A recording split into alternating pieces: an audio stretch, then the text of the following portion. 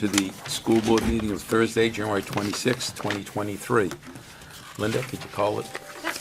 Sheila Lowes. Here. Kim McCormick. Here. Brian Boyle. Here. Kristen Savage. Mark Sherwood. Here. Kim Farah. Shauna Manthorn. Here. Katie Knutson. Here. And Michael Boucher. Here. For the record, I knew by both Kristen and Kim could not make it tonight, so there's. All rise for pledge of allegiance, please.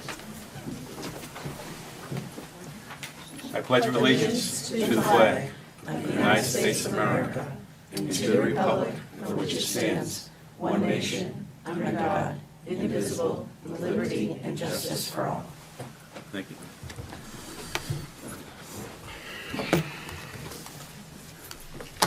First order of business here, approval of minutes. So we have just one set of minutes here? And then these here. Oh, we have some non-public. So we have our first set is for public minutes. January 5th, 2023.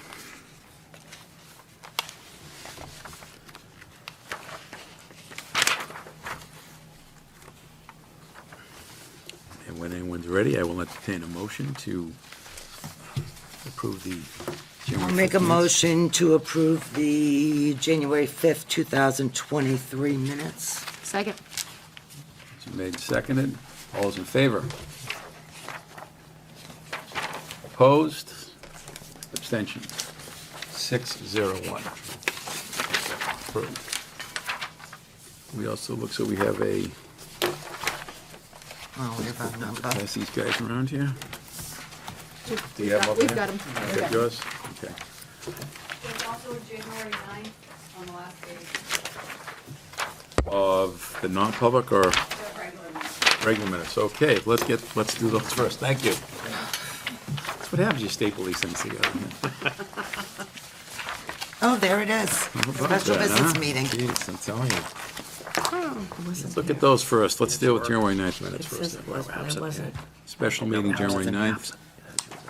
I'll make a motion to approve the January 9th minutes. A second. Motion made by Michael, seconded. All those in favor? Opposed? So we have 5. Abstention? 501. 502, I'm sorry.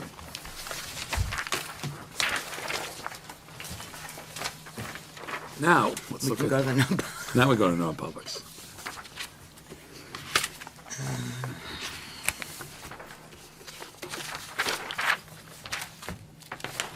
I'll make a motion to approve the non-public sealed minutes of January 5th, 2023. Second. Motion made, seconded. Any discussion? None? In favor of the motion? Opposed? Abstention? Motion passes 601. Back. Thank you. Delegates. Okay. Do we have any delegates tonight? Okay, thank you. Our business, look at us go. We're a minute ahead. Yeah, we're coming pretty quick out of the gate here, you know, so.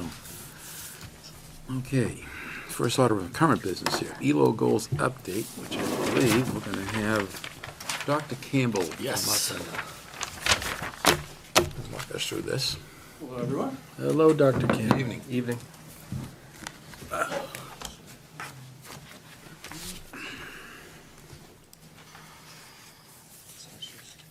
Stepping down? Up and down, yeah. All right. Did I push this? Am I good? Good job from Ken Dean Jr. there, good man. Again. All right. Is it Best lit? part of the night here, Neil. Green, All right. green light? Green means on. All right. there we Yes. go. That's good. How are you guys? Thanks for having me today. I'm currently running and building the ELO program over at the high school. Just to give you guys a brief background about what an ELO is, it's essentially an anytime, anywhere learning experience for students who want to explore areas of interest outside of the classroom. Currently, it's a credit-bearing thing. It's a credit-bearing class for us, something that I manage on an individual basis. the idea behind the ELO is to really engage students in where they are and what they want to do going forward. I think one of the biggest things for me is allowing students to try and figure out if this is something, we have a couple people, if this is something that they want to do. And even if the answer is no, that's a success for me and what I think, rather than saying, I want to be an accountant, spending 4 years going to school and then all of a sudden going into your first accounting job, realizing that this is not for me.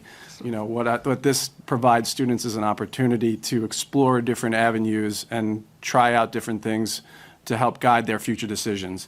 And what it also does is allow these students to build relationships for post-secondary opportunities, whether it's someone who's going to be going straight into the workforce, someone who's going to be working and needing internship hours through college, or someone who wants to get a job over the summer. This opportunity provides students to explore different avenues, and so far it's been really, really successful. Wrong way. So for us, the process looks different based on each individual ELO, because each individual ELO is different. First off, we start off with an interest meeting. We start laying out some essential questions. Where do you want to be working? What things do you want to be focusing on? We'll lay out some competencies, and then my job is to find a community partner if necessary. During this time, we lay out the ELO process, and throughout the ELO, we focus on 4 main components. Research. We want students to go into what they're looking for and find out more information, explore the area, whatever area they're in, and try to find out more information about it. I encourage students to be at the top of their field. What are current trends? What are past trends? Wherever interest you're going. I was just in a conversation with a student about plumbing. What is the current trend in plumbing? Is that probably something different than what was happening 30 years ago? But knowing where you were, where we are, and where we're going is certainly important. Reflection is another part of it. Some people, depending on the ELO, it might look like a journal, it might look like a weekly check-in or a bi-weekly check-in, or it might be just a conversation that we have, just to kind of help students think about what's going on in their ELO, think about if they like it, and help kind of navigate things that are going on, whether it be something that is going on between them and their community partner, whether if they're stressed or anything like that. So it's an opportunity for me to help students navigate the real world and what experience that they're going through. The product is, again, ELO dependent. It might look different for everything, but this is an opportunity for students to show and demonstrate what they've done and reflect upon their learning. And then a presentation also allows them to demonstrate that they've met and mastered the competencies that we've laid out in the beginning of the process. Wrong way again. Where we currently are right now, we started the school year off in 2023 with 2 ELOs. We're currently at 14 active students actively participating in ELOs. These are the various areas that we have. We are now an active member in the New Hampshire ELO network, which is 82 members of school districts in and around the community. It's a great network. It allows for me to talk to other people throughout the state, kind of gauge where we are, and definitely talk to people who have gone this route and kind of give a sight of where we're going. I've toured the Salem and the Pinkerton CTE facilities to first off to get the students, to have a face there and say, once you leave our building doesn't necessarily mean that you're not an owl.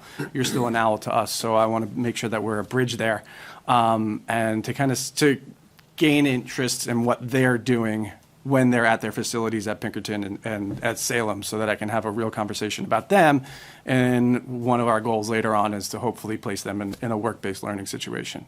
I did bring several students who are currently in our ELO program. And I will start with Zachary. Yep. Zachary is currently doing an ELO in equine studies. He is working, I'll let him talk. He likes the limelight. Hello, everyone. Hi. So, I'm Zach. I am a high school senior who is currently doing an ELO. I am doing it on equine studies and horse training. I'm working for Kelsey Robertson at Chris Cal Performance Horses in Kingston. and I've done a lot of hours, over 150, of work-based learning, as well as several hours of my own personal research to then create a product of not only a business plan of a business that I came up with and created, but also a sale video of a horse that I've trained since the beginning. So when we met, we decided, we had a conversation about what his future goals were. His goals were to have a business by himself. So one of the big things that we were talking about was actually going through and developing a business plan, which can be challenging. I think I've seen some jokes where the business plan was, we're going to make T-shirts. And it's like, no, I need like a hard plan. So we're working to develop a business plan and an area. So with him developing on his own business and learning a new skill, we're learning new tricks and not tricks, but new things with his trainer to help him train horses better, and working on the business end of things so that, if this is something that he decides to do, he's already has experience writing a business plan. Absolutely. And also, I'm accepted to West Texas A&M University in Canyon, Texas. So I'll be moving down there, and my major is going to be equine business. So I will need the practice in writing a business plan, because that's going to be, a lot of my classes will be focused on things like writing business plans, creating businesses, marketing, things like that. So it's really good to see the industry before I'm in the industry. Congratulations. Awesome, man. Do I get to ask a question? Of course. Who could stop you? Zach knows me well. Yeah. Zach, let me ask you this, because you're a senior, and I'm going to hate to see you go, because I love your face around here. If this was open to you 2 years ago, how much further do you think you could have gotten? Because really, it's only started this year for you, correct? Yeah. Yep. Now, I know you. I've known you for many, many years, and I know how much you love horses. And I know what you've been through loving horses and 4-H and everything else that's gone with it. Yep. So, is it an age requirement that you're putting on this, or is it freshman year that they can start doing this? I think it comes with a level of, it really comes in the intake kind of in the meeting. So right now, we're not limiting anyone, but there is a requirement of transportation for students to get to where they need to. We are not going to be able to provide that, so that's one of the prerequisite things that we require. If the conversation that we have with the student and the parents and the community partner agree that that a student is mature enough and willing to get to and participate in this, then I'm certainly willing to allow a student who is a freshman or a sophomore. So we're starting this in junior year, basically, like we would any CTE? No, not necessarily. Necessarily? No. There are things that we still need to work out. My main concern, some of the concerns that I am thinking about is a student going to have an opportunity to do this throughout the day while getting the credits they need to graduate? However, we can still roll these programs into the summer program, where a student can then intern and earn elective credits over the summer or over a winter break. It doesn't necessarily need to be a semester-based type of a thing. This can work over the summer, like I said, so it's anywhere and any time. I'm not currently limiting it to anyone. I will be, part of my goals is going to be a spring rollout. I will be speaking in front of the freshman, sophomore, and junior classes about what opportunities we have to provide them. I don't like to close doors on anyone, but I just want to make sure that it's the right fit. Okay. Next up, we have Wait a Cameron. sec, did you mark Oh, it? sorry. Just a real fast question, it's general, not particular to you. Obviously, you're tip of the spear here. I think it's a phenomenal opportunity to, again, the accounting analogy, is spot on for a lot of people sitting around the room, I'm sure, with their first careers. What happens when you have a student who may be doing, say, going to an accounting firm, and 2 months into it, they're like, nope, I'm out, not going to do it. How does that affect, how many credits in general? I'm guessing the credits that they're earning are different. And so what do you do if that situation arises where you have a student that says, yeah, I'm allergic to horses now. Didn't know it, can't do it. Well, like I said, I think, finding out that something is not for them, and this is something that I say to all Equally students, important, is actually a success, I think. So as long as we follow the process, there are reflections that we can, just like any type of a study, just because your study doesn't necessarily prove that A does B, there are still things Still that you matter. can learn about it. And so that's what I'm really trying to get them to where they are. And so if a student realizes that accounting is not for them and they didn't spend 2 years in college, to figure that out, or 4 years in college to figure that out, I find that as a success. There's a mechanism that you have for managing the credits to make certain that that does not inhibit their ability to graduate on time should they not complete the program. Correct, yeah, I have to, I That- work. that was my question, Yeah, yeah. so Sorry. I'm working with, one of the things that we have to make sure is that we have space in the student's schedule to do that. So I rely, first part of the process, to go speak to your guidance counselor. Guidance counselor think that this student is eligible and would do a really good job. We have an intake and interest meeting to discuss what opportunities we can provide for the student. That's awesome. And we still have to take 5 classes in senior year, correct? What we can do is, since this is an elective credit, we can take this opportunity to use this. So if a student is taking elective credit, would rather use this instead of in some other course, we can then fill up this time or block off this time for a student to go out and do their internships. Awesome. Michael? Hi. So, you're saying that any grade right now can take advantage of these ELOs. Can incoming freshmen consider ELOs, or are we only considering students who are already in the high school?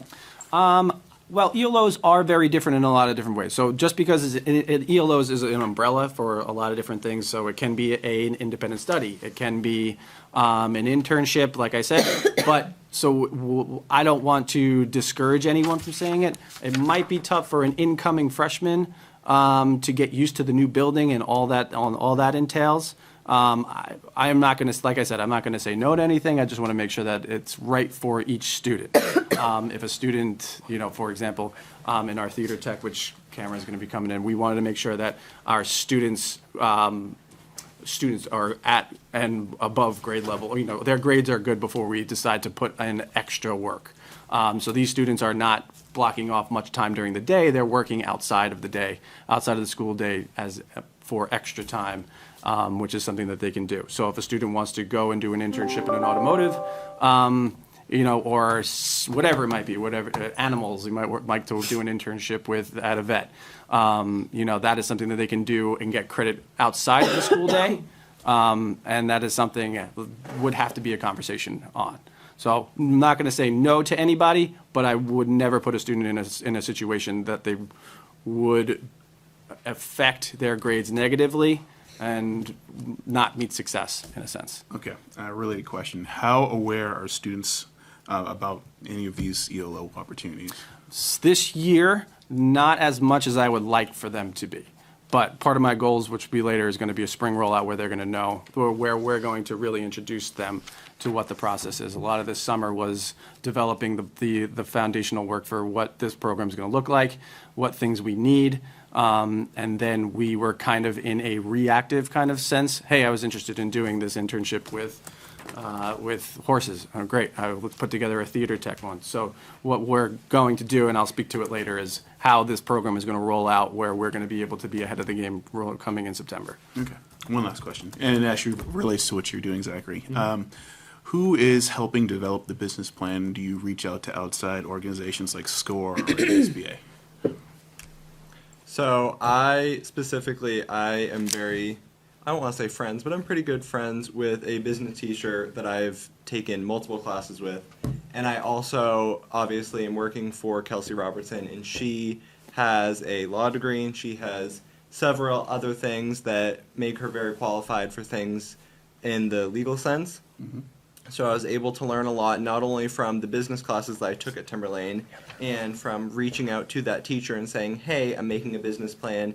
Do you think that you can just guide me? And then I can take all this advice from not only Kelsey and my ELO and Dr. Campbell, of course, but also from this teacher, and I can go and make that into my own situation and make it valid towards me. So I think that you could definitely reach out to other organizations, and you could reach out to other people. But for me specifically, I had enough connections within not only the school environment, but also through my ELO and through multiple friends who are business owners, that I was able to take all of their advice, pile it together, and make my business plan. That's awesome. Fantastic. That's great. Thank you. Cameron Stack is an active member in our Theater Tech ELO. They are currently, well, I'll let you talk about it. Yeah. Hi, I am Cameron Stack. I'm a freshman at Timberlane. I've been taking the technical theater ELO, and it has just been a great experience learning with Anthony DeBartolomeo how to run concerts, musicals, dance recitals, the sound, lights and cameras, and being able to understand how everything works and what I would need to do if I was to run. I've run multiple concerts now because of this ELO, and it has just been a great experience. And this will allow me to continue on after high school, maybe in a sound engineering job or something like that, because I feel like I've gravitated towards the sound portion during the CLO. The CLO has been great. Mr. Schweiss at the PAC and Anthony have done a really great job at making sure that the students are getting everything from sound to video to audio to set design to costume design. And I had an opportunity to watch as they were running the whole holiday show. I walked in, I didn't want to touch anything because there was a lot going on there, but they did a really good job. And we're really proud of it. It's been a really great experience for the students, and it's really great to see everything that the PAC brings being run by our students, and helping kind of making decisions for students who might want to go into audio, who might not have the opportunity to take an audio class in high school. So It's awesome. Cameron, I have a question. Yes. I know you're in band, and you're a freshman, and my daughter's in the play, so I see you there every single day. How are you managing that? Are you taking a full load of classes and this on top of it? Yes, I am, and I also do a lot of activities, but I have found that this just kind of fit right into my schedule. There were no issues at all, and if there was, I could talk to Anthony, and he was very understanding.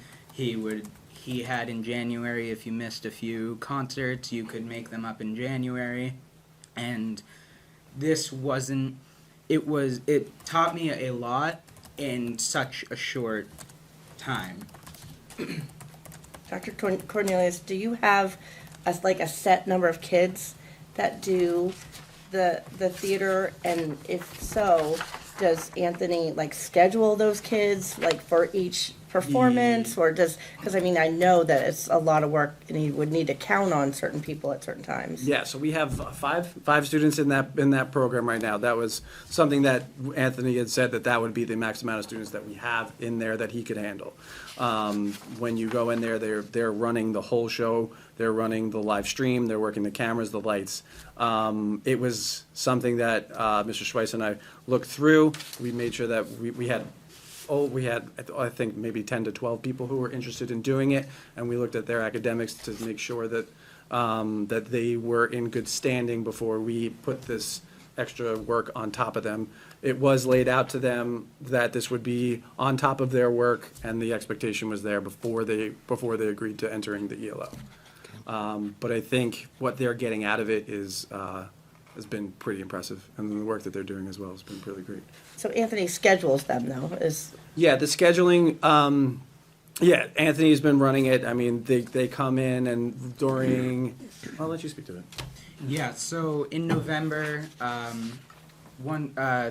around 3 times a week we had a meeting learning what everything does and how we can use it, and then in December we ran every single concert at the PAC, and as the concerts went on, the camera work got better, the sound got better, and eventually I think that Anthony, if he was ever sick, we would be able to take over that one concert and run it pretty flawlessly. That's great. Wow. Yeah. Too bad you're not confident, huh? I love it. Thank you. I have. It's not easy, like Dr. Campbell, I went up and observed when Anthony was working with students, and you look at, just the different cameras and all the technology that they have available, which we're incredibly grateful that we have that at the PAC here in Timberlane. And then you go and watch things like a football playoff game, and you see what those control rooms look like, right, that for audio-visual, the number of buttons and joysticks and different things that you have to operate things. It's just truly amazing what ultimately you wind up doing, or sound engineering, just even looking at a board. Or I was watching AD3, I call them, work with some of you guys on even the the iPad during concerts, all the sound engineering can be done from an iPad, so they can move throughout the pack. So it's really a great opportunity that you've had, and it's just, something that we're very grateful that we have here in Timberlane, and we're grateful that students like you are working on these things. And like Zachary, same thing, very different thing, right? Something that I think people who are around animals have a much deeper understanding of that, and I was checking out your outfit as you're sitting there. I'm like, he's ready for Texas. They're going to think you're from there. The shirt, everything, the boots, it's perfect. He's been like that since he was 6. That's who he is. That's right? who he is. So, again, a great opportunity, something that we don't necessarily have here, but that we've helped to create and connect with the community. And I know you're not done. Sorry. No, it's all right. I have one of our students, Lauren Janess. She's doing an occupational therapy ELO. Hi everyone, I'm Lauren Janess, and I'm a current senior here at Timberlane High School, and I wanted to talk to you tonight about my current experiences with the ELO program. First and foremost, before I even start, I'm very sorry I couldn't be there in person. I am at a basketball game right now, and I cannot get back in time in order to speak about this with you in person. So I'm very sorry, but this is why I made this recording, so I can still talk to you about this. So right now, I'm currently a part of Dr. Campbell's ELO program that he already explained. And mine specifically pertains to occupational therapy, because that's something I want to pursue in the future and hopefully become one of myself. So right now, I've worked at 2 locations, and I'm going to be moving on to my 3rd very soon. My first location, I actually worked at Shepherd's Hand Therapy, which is located in Plastow. And they are a wonderful practice that works on mainly upper body, so ranging from your fingers all the way up to your shoulders. And I have met such wonderful people over there. I love Kelly, and I'm so thankful for Denise, because they have helped me so much with my progress and learning so much about this field. So Denise, who is the receptionist there, has helped me learn how to file official documentation, how to schedule appointments, and how to evaluate a patient when they first come in, which is so useful when you're learning how to be in a practice like that when you're older. And doing documentation like that is going to be something so useful and something you're going to do constantly when you're working with patients. And Kelly's helped me so much learning how to treat people and how you should go about treating some injuries people may have. For instance, I've been allowed to help heat and ice patients as well as do hands-off treatments, because I can't physically treat a patient since I'm shadowing. I get to help, say if they're working on hand strength, I can give them, say foam sponges in order to help build that strength. And one thing that I've really enjoyed about my time here in this ELO program that Dr. Campbell has set up is I've been able to make so many wonderful connections. And because of those connections, it actually led me to a job offer at Shepherd's, which I will be currently working at as soon as my schedule aligns with theirs in the spring and the summer. And my second shadowing experience is actually at Atkinson Academy, which was my old elementary school when I went to elementary school back then. And right now I get to work with students ranging from grades being in kindergarten all the way up to 5th grade when they come into the OT office for their session. And so far what we do with the kids is we work on, say, some skills such as dexterity, fine motor skills, coordination, and so much more. And something I love about it is I have personally gotten to plan activities to help improve those skills with students while having fun with them. because I get to participate as well and see hands-on how each treatment will benefit the students in the long run. It's just something I've really enjoyed, and it's been wonderful being able to shadow there. And after that is done, which should be in either a couple weeks, I will be moving on to the middle school, and I will be working with students there. And what I love so much about these ELOs is they've been allowing me to see all sorts of branches of occupational therapy and really help me narrow things down. It's helped me see what I like about the field and what I don't, and kind of see where I want to go, especially in college, which will help me save time and money in the long run, which we all want to do. And something else I really like about it, and I said previously, is I have had so many wonderful connections with people in the field that has given me such wonderful advice and things that I had never known before and find really useful. And it's so nice to have connections with people like that, because once I'm in college or I graduate, I can have those resources in the long term that could help potentially maybe find me jobs or somewhere where I can constantly learn and find new things about OT that I didn't know before. And before I wrap this up, I really just wanted to thank a couple people. I want to thank you, first and foremost, the audience, for listening to me. I really appreciate you giving me the time to speak with you today. I want to thank Dr. Campbell for allowing me to have this experience, and for my counselor, Miss Roy, for suggesting it to me. It's been very useful, and I love it so, so much. And I really just want to thank Kelly and Denise at Shepherd's for the time that you've spent with me, and I couldn't be more appreciative, as well as Miss Wood and Mrs. Monroe at the Academy, who have done so much and are such wonderful OTs there. So thank you so much for listening to me. I really hope you've become a little bit more informed on what an ELO is and how beneficial they are. Have a wonderful night, and goodbye. So yeah, she was very interesting, where she knew that she wanted to enter in occupational therapy, so we had a discussion about why not try to do a career exploration where you're working in occupational therapy in different settings, and so that when you walk into college and you're looking and you're doing your hours, you have an idea of where you want to focus. So this is some of the things that we have out going on right now, but where we are. There we go. All right, but for our goals for this year, first goal is going to be recruitment. Right now our numbers are at 14. I want those to go up to 100. So I want to get them up high, and I think as the more that students know about this opportunity that we're going to get going. So first thing that we're going to do is we're going to get them, as we're introducing the classes to each of the classes, and they're selecting their classes, I will be presenting what an ELO is, how to go about getting an ELO, and what avenues and everything that an ELO is, to kind of just let students aware.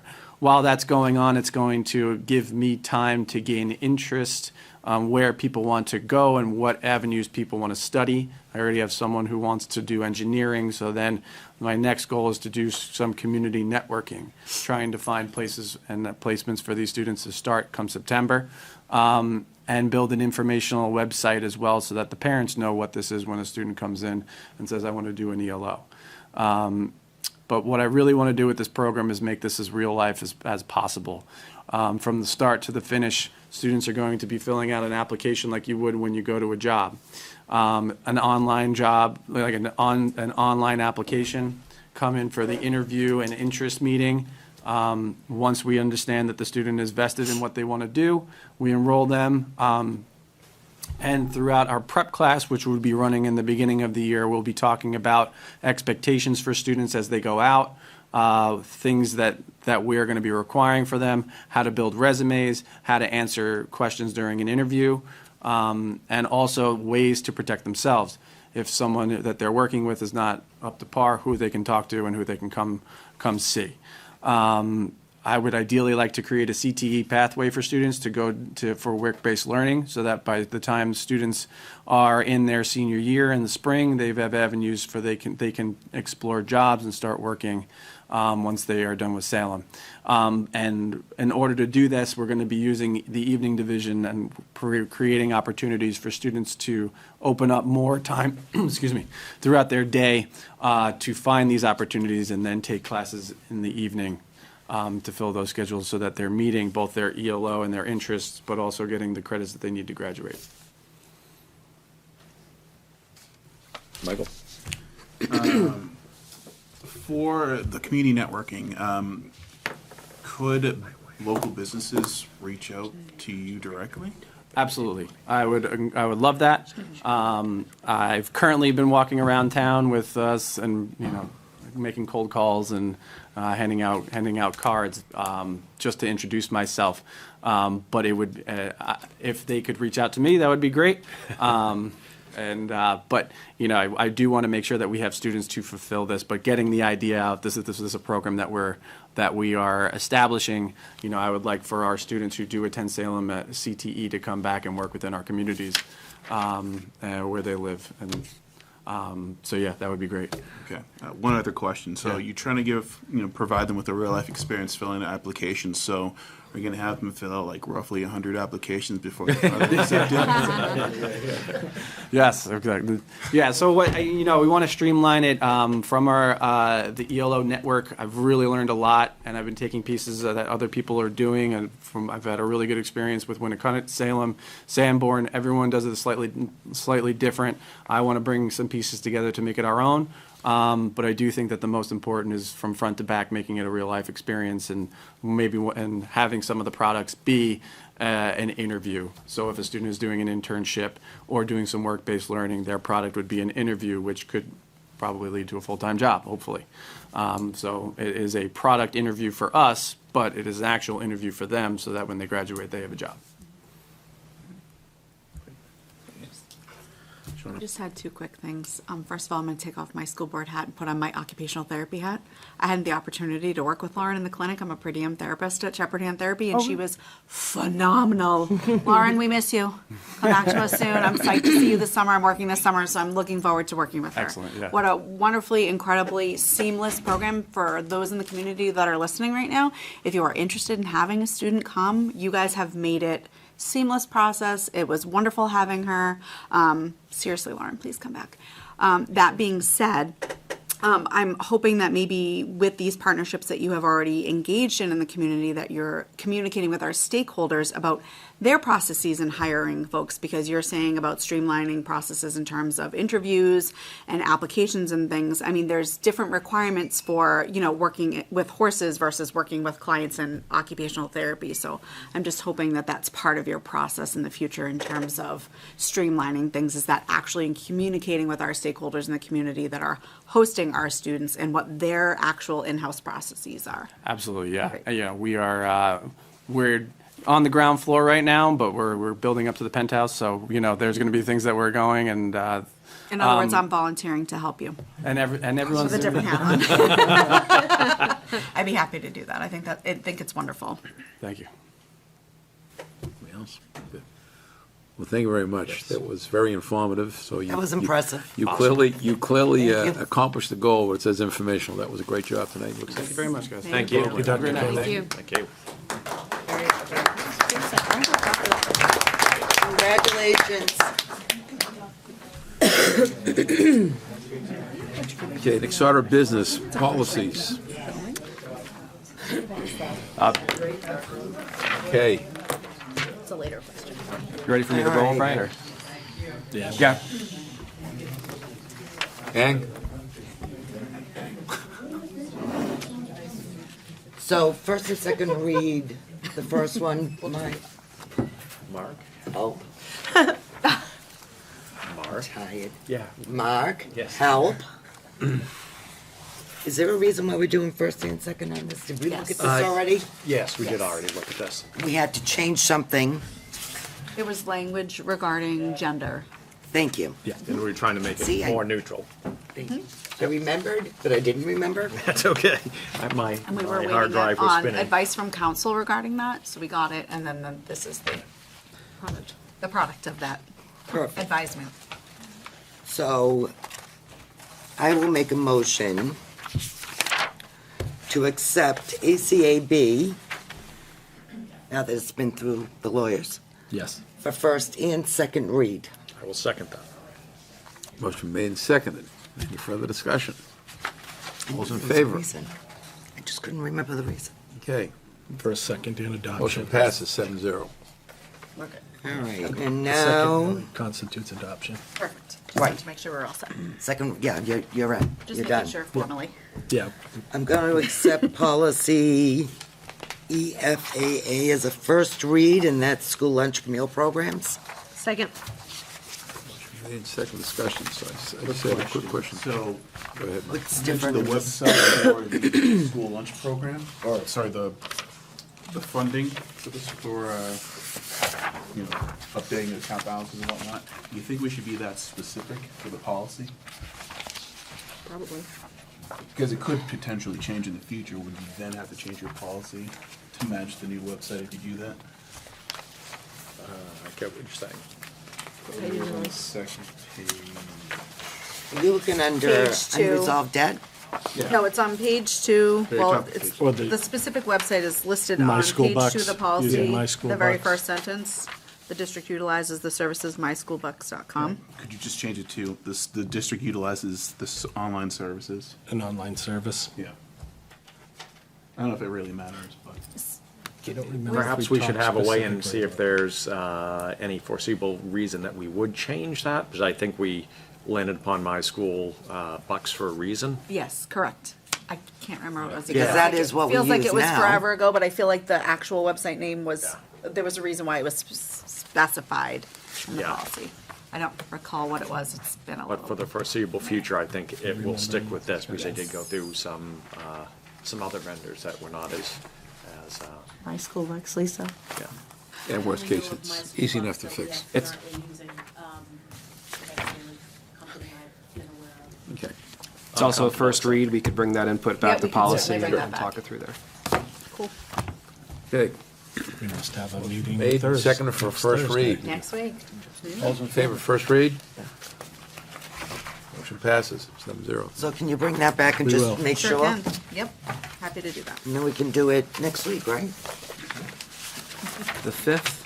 All right. I'm behind schedule Okay. now, so. Preschool tuition. Preschool tuition rate. That's Lucy. She's jumping. Boy, she's bringing up a laptop, too. This isn't. Good evening. I feel evening. like Happy New Year. I haven't been here yet. Happy New Year. So you'll see in your packet that based on the current strategic plan action item of researching fully funded full day K, a couple years ago we started a feasibility study around our early childhood programs. We've spent some time. We started with a district team of teachers who brought forward some questions, things we wanted to research in our community and our surrounding communities.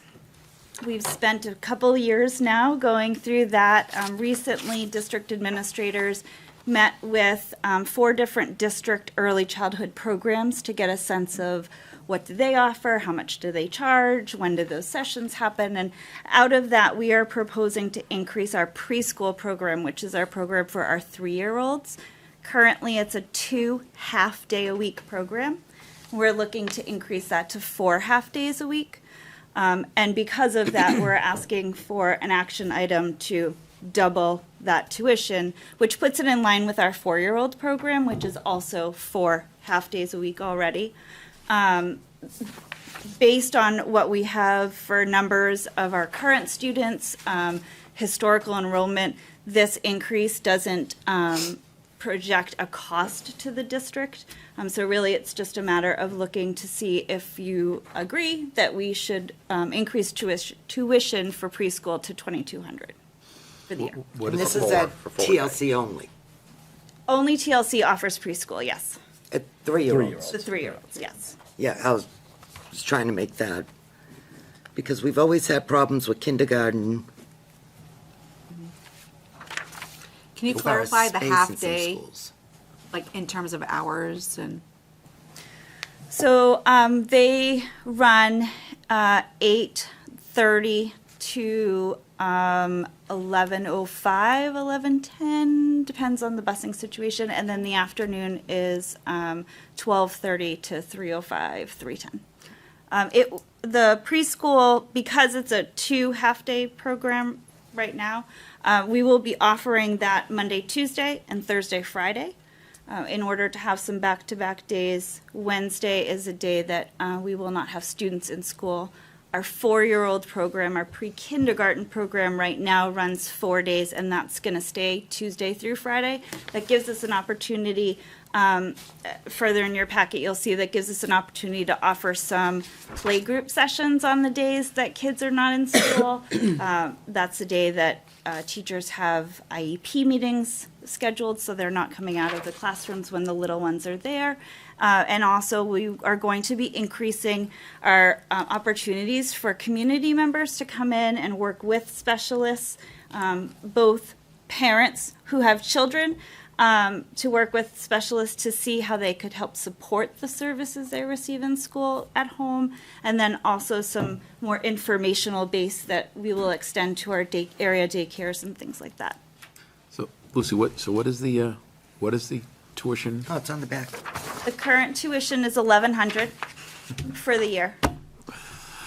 You didn't turn the paper off. That's okay. Okay, thanks. But I have a question too.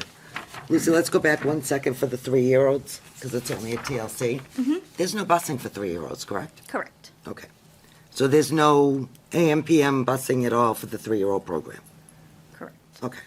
If a student is identified for special education and they require special transportation or transportation to get to a special program in order to access their program, the IEP team addresses that, and they would make the recommendation for transportation for identified students only. Okay. For non-identified students who are not identified for special ed, you are correct. There is no public transportation provided. You bring up a very interesting point. Are we foreseeing an increase in services should this go, and essentially doubling the time there? Has that been projected? So we are actually projecting an increase in our typical students.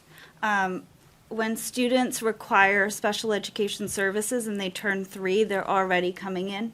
And so that population should not increase to a level that we wouldn't have an idea about. But a lot of our students who are typical peers don't attend our 3-year-old preschool. And so we're trying to create an opportunity to make that more peer partner kind of classroom. Because a lot of parents who have called have not been able to commit to only 2 half-days a week. Right. Well, this is a action request here. Okay, but I have one more question. Okay. How much did these go up, Lucy? You're saying that these proposals are to increase tuitions. So essentially what we're asking for is we're going to double the session offering, and so we're looking to double tuition. Okay, so it was, 1,100. Which is technically the same. no, rate. I know, it's on. It's the same rate. It is, Is it and the it's exact same rate, correct? That's the Yes, 4-year-old. but you're it's going the from same 2 days rate to as 4 our days. Yeah. pre-K class who comes 4 half-days a week, yes. That's where I was getting confused, because. Sorry. No, I Oh, get- Mark's picking I up. got you. That's good, we good? Okay. Are you only accepting the 4-day, or would you accept a 2-day? Just out of curiosity. We hadn't really talked about it.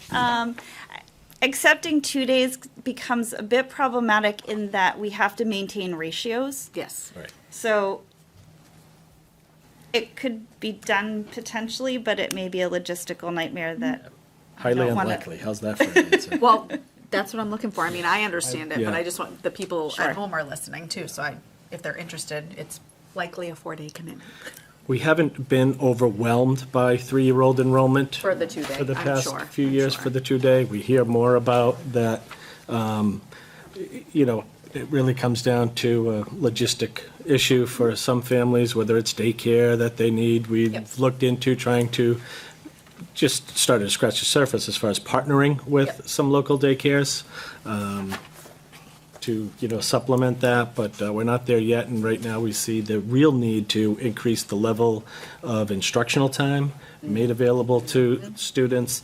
And for those of you who've had a 3-year-old before, you know that some 3-year-olds may be able to tolerate a full day where many others wouldn't. Even, I know my kids at 5, we're Well, not I think full-day somebody kindergarten tolerated kids, right? Yeah. But, right, but Right. the 2.5 hours is a good amount of time. And the other great benefit that we have is that in addition to certified teachers who are highly qualified in that area, also we have related service providers. We have occupational therapists, speech language pathologists, if PT happens to be into a program. So it's a different type of program than a lot of private daycares are able to provide. Some do provide those levels of service, but we're really looking at trying to increase the type of service that we provide to all students at 3 years old. As we were speaking with other district preschools too, 2 days a week is certainly low. And so most other districts that we spoke to are offering 4 half-days. Can we get enrollment numbers? Soon? Current enrollment numbers? Soon? Oh, you mean projected? No. Or what we just, have right yeah. now, And maybe what we're projected if looking you at have them. right now. Yep. Next time? Yeah. Just for TLC. Or I can look it up, but No, That's all right. Let's see. Thursday? Yeah. just TLC? We're here like every week, but Well, I'm just- Yeah, every week for the next. we'll get you. we're here for the sure. next 4 weeks. That's right. 3s and 4s, is that what you're looking at? Yeah, like we did last year. Yep, we can do, I'll do Before- 3s and 4s, because that includes the neighborhood pre-Ks. Right, before I leave. Just kind of curious to see what the We the can always numbers look send, like. we'll always send it in the mail, Sheila. That's right. For motion. Oh, I'll make a motion to, sorry. It's all right. I'll make a motion to accept the proposed increase to preschool, pre-kindergarten for 4 half-days a week in a 10-month period. Is that good enough? Just preschool. Just Just preschool. Preschool, just sorry. enrolled. Yep. Can I try that again, Linda? Can I try it again? Yes. I'll make a motion to approve the proposal to increase preschool tuition. That's even better. Second. Nicely done, Jill. Good enough? Any other discussion? All those in favor? Opposed? Motion passes 7-0. Thank you all. Thank you. I will just share that registration is opening February 1st. If everyone can spread the word, the faster we have people register, the more information we have to plan ahead for next year. Yes. Thank you, Lucy. Thank you. Registration's available on the district website. Yes. Yes. Flyers will be everywhere. Wonderful. Okay. Youth and government overnight field trip. So, someone, who's coming up? Buddy? Anybody? I can do it. Right? This, It was too comfortable back there, Mark, so you had to get up.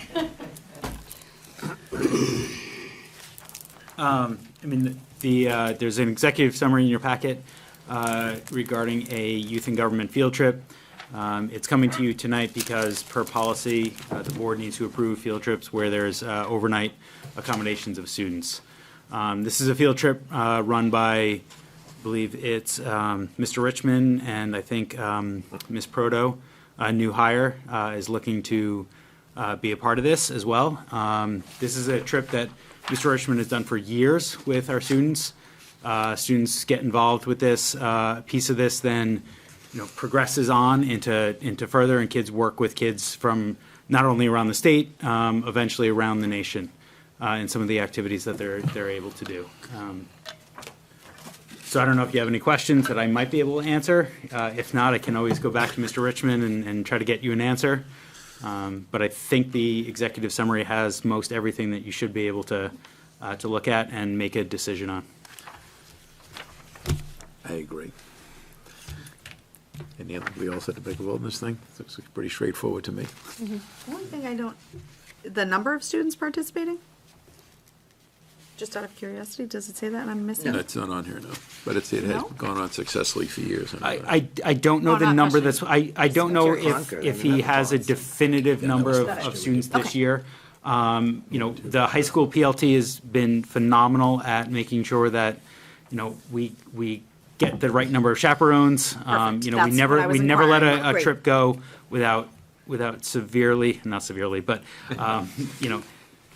So there's a procedure in place to Oh, make yeah. sure there's an appropriate student to adult chaperone ratio. absolutely, Vigilant attention to supervision. Wonderful. yeah. Mark, Yeah. does this replace Harvard?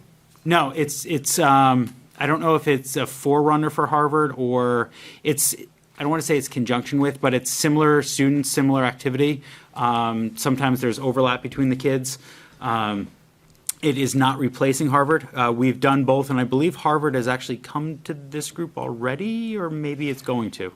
Maybe I'm just thinking back. I don't from think last we year. have Last this year. year. We Last did year, last okay. year, and there was all the years are blending together now. there was a lot of That's why I was discussion asking. about Yeah, no, masks at Harvard. this might be the forerunner for Harvard. Okay. And I'm sure Mr. Richmond is watching, and he's gonna correct me in the morning. So, Okay. Or we'll have another executive summary for next week, yeah, right? yeah, Another perfect. request. Want me to make a motion? Please. Make a motion to accept. Oops, sorry. Only Go ahead, it's all you. You did. Make a motion to what? To accept and approve. The Youth in Government Model There you go. Legislative Program at the Concord State House. On April 14th through the 15th. I'll second. Motion made in second. Makes fun of me when I make I motions. pinch her? It's not Lindy, that do you have the players on the motion for your minutes? Hands to yourselves. effort. It was a group effort. Okay. Sad but true. Now we can have the vote for group effort. All those in favor? Opposed? Motion passes 7-0. Thank you. The students appreciate it. Yes. Thanks, Mark. Okay. Executive summary, discipline update. So discipline aside, Brian, this is just a continuing of the conversation around discipline in terms of some more detail for the board. It focuses on the secondary school, so we're looking at grades 6 through 12. There are, as an executive summary in your packet, it contains 2 tables. Those tables are really disaggregated by month, by category or reason for suspension, and then a number of days per each category assigned by building administration. There's some slight difference between the middle school and the high school. The primary difference is that the middle school is attempting to conduct some form of in-school suspension. It's certainly not ideal, but by the table there, you can see that roughly half of what they're issuing as suspensions, they are doing a real good job of keeping those kids in school. I will emphasize it's not the most ideal situation, but those kids are in the building. They do have access to their teachers, their administrators, their counselors, and continue to support through the day. I was actually meeting with a student the other day over there, just kind of gaining his experience with that. The high school, it's the total discipline there. These are all out-of-school suspensions. These are every exhausting category they've had by month, and the tallies that are kind of there per each category. This is kind of where we stand. This is current as of January 13th. And again, it's just reflecting back what I think the request came from this body prior. Yep. I have a question. Why is bullying one of the categories for the middle school, but it's not for the high school? Is that because the high school, it's broken down even further? Nope, it's because there haven't been any documented cases of bullying at the high school yet. So you're only seeing categories That led of to which they've got some suspension. population that led to suspension. That led to suspension. This is excellent. I thank you for this, but I would like to go into a non-public to discuss this further Not right now, but prior. later. For myself, that's what I would like to do, Okay, if that's okay. that's fine. And this is an informational type thing, as Justin mentioned, so thank you very much for Michael had a. very quickly getting us Just information. one Michael? short question. So under high school, you have attendance as one of the reasons for suspension. Isn't that somewhat counterintuitive? Ironic, right?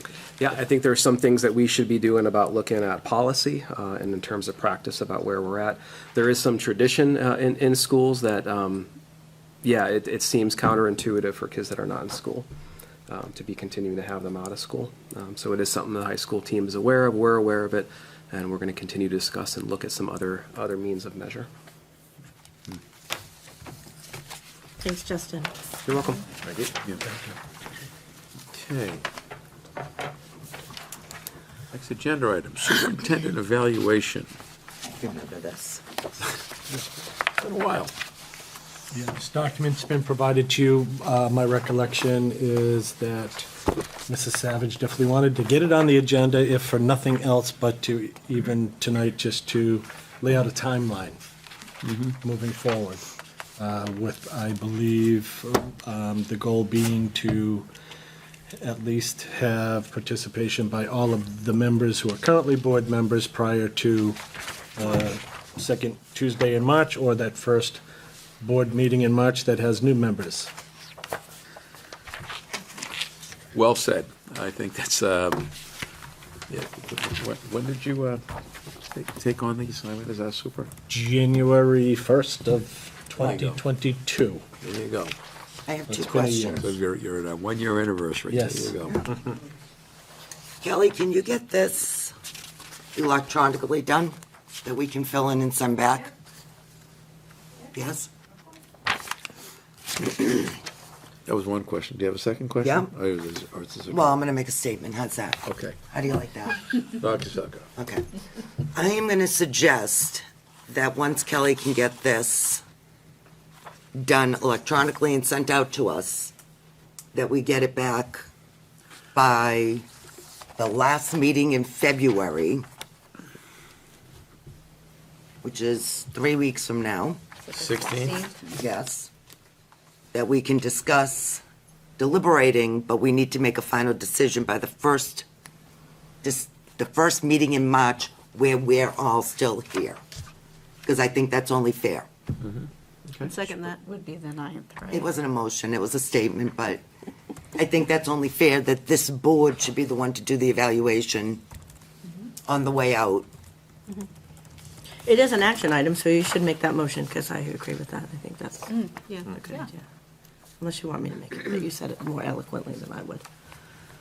All right, I'm gonna make a motion that poor Kelly gets this electronically sent to us, that we're able to fill it out electronically and send it back with all our thoughts and ideas. The board will need to return it no later than February 15th. And that we should have a item on the agenda for February 16th to start deliberations in regards to the evaluation. Second. That's, you can have the item on the agenda. I think you want to have that discussion in non-public. Oh, yeah. Well, yeah. Okay. That was all, but what I'm saying is I'd like to see a decision made by the first week in March, the last meeting we're all together. I agree. I agree. But did You don't have to have that motion that long, but Did you get that one? I did, but who seconded it? Katie. Go ahead, keep laughing at me, you. I'm gonna push your chair. With at fine distinction. so. But do you get what I'm saying, though? I understand. I do the and I timeline. agree. We see what you're I putting down. absolutely Yes. agree. Yep. We I get it. I just feel like this is the group, obviously, that should be evaluating the last year, because. Yeah, Agree. There, yep. we concur. Okay. Katie seconded I it, will. so I was there you just go. gonna say. Okay, there's a motion made and seconded. All those in favor? Motion passes 7-0. We all speak Sheila now. We all speak. Fluently. And in Maybe, 4 not more fluently, meetings, but- you're not gonna need to anymore. What are you Just get guys gonna Mark do? laughing at you. You'll have to pull Back, Sheila. what are you gonna do without Shelley Wilson? Tell you. I'll bring her in as a consultant. That's it. It seems to be the going thing these days. I mean, you could tell Brian what you thought about it. ESSER funds update information. going on in the world of Sandy business? Allaire is going to join us. There was a question regarding. Where they were spent. Where the ESSA funds were Right. going, yeah. Well, not only where ESSA funds are going, but I know Sandy can also speak even more in depth to just what we're doing regarding learning loss without, by not using ESSA funds, using other funding as Right. well. Thank you very much. So yes, I'm here in response to a request for an update on the allocation of our ESSER 3 funding that we received from the government. This is the third round of funding that was allocated by the government in response to the COVID pandemic. You may remember we also got the CARES grant, ESSER 2. Those are both now closed, fully allocated. This is the last round. This particular grant goes until the end of September of '24. So we are approximately right actually at the midpoint of this grant. So one of the requirements of ESSER 3 is to engage our stakeholders in determining how to allocate that. So early on, when we first received our allocation, we had a public hearing. Many of you who are on the board may remember that. There was some discussion about how to allocate those funds. We also sent a community survey out to everyone and anyone we could. We posted it publicly. That survey was very simply organized. We took the 13 categories at the time that the government told us were available, that we could potentially allocate this funding toward, and we asked our community to rank order those categories. So those results have been posted on our website since August of '21, I believe, which is when that survey went out. So the top two categories, and they're listed in this summary, that came back were really, the first was to address some of our facility needs, specifically around HVAC. And so that we identified as a significant need. Early on in the process, at the public hearing at the board level, that was actually the primary conversation amongst the school board. And I think I referenced the vote, but there was a vote that the board took to direct us to allocate 80% of that allocation toward capital improvements. And so that's what we have done with that money. The remaining 20% were required by a federal mandate when we received this funding to allocate a minimum of 20% of the allocation toward learning loss. And so with the board vote, the remaining 20% we allocated to the next top priority, which is to increase staffing levels to best respond to the needs of individualized students. You know, one of the things coming out of the pandemic that we noticed, certainly as professionals, as educators, was the need for student and personal interaction with educators who know them best, who can get to know their needs on a very personalized level, identify where they're at, using multiple data points and data, sources of data, observation, interaction with students, and have a sufficient number of well-prepared, educated, certified professionals to be able to respond appropriately. So that's really where we try to allocate our resources. We have encountered some difficulties in hiring and staffing. So you may remember around this time last year, we came to you and talked about some proposals for last summer. We had sought to prepare and run some summer camps using this ESSER funding. Part of the camp in the morning was going to be designed to provide some academic intervention to students who needed it, and then some enrichment opportunities in the afternoon. While we did have some interest in staff who would have been interested, it was not sufficient to run those camps, so we were not able to do that. This year, we did create 5 interventionist positions for our elementary schools, 1 per school. At this time, we have filled 1 of those. We are still hiring. They are still posted. We actually are hopeful that we may have a second position filled shortly. That's in process right now, so I don't want to speak too much about it. But that 1 position is currently at Pollard Elementary School. So we've had that staff member in place since August, since the start of the school year. She's working very closely with students through a process. I'll speak a little bit more to our early childhood or elementary level intervention process that we implemented last year. But that process uses a rank order system through multiple data points to identify students who have the highest level of need in both reading and mathematics. So it's the same process we use for our Title I process at our Title I schools. Pollard Elementary used to be our top Title I school with regard to need. We lost Title I funding at Pollard due to reduced numbers of free and reduced lunch applications over the past couple of years. So we're no longer able to provide Title I at Pollard, but we have been able to provide this interventionist position at that elementary school. So we are still actively hiring. We are looking for certified educators. That's a requirement for this position. If there are people out there, we would love to have you apply and meet you and hopefully welcome you into our schools. We are still actively looking. So that has been our focus at the elementary level. At the secondary level, we created after-school tutoring positions that are stipended. Those are funded or staffed rather by our current staff, our teachers. In those buildings, they're a drop-in situation on an as-needed basis. But the middle school, I wanted to update you. I just spoke with Mr. Mensis today, who let me know due to need and interest, he's asking to increase our positions at the middle school from 6 tutors to 9, so that we can provide even more supports outside of math, reading, outside of the core academics, so science, social studies, math, and language arts. We're looking to also provide some supports for our unified arts classes, world languages, things of that sort. We're able to do that at the middle and high school. We have high school positions as well. I know I spoke to the middle school. We're able to do that primarily because we run and have always run through district budgeting a late bus for the middle and high school. And those buses run 3 days a week.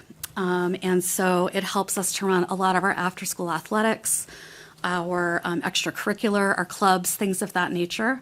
So Tuesday, Wednesday, and Thursday, we do have a late bus that runs at both buildings.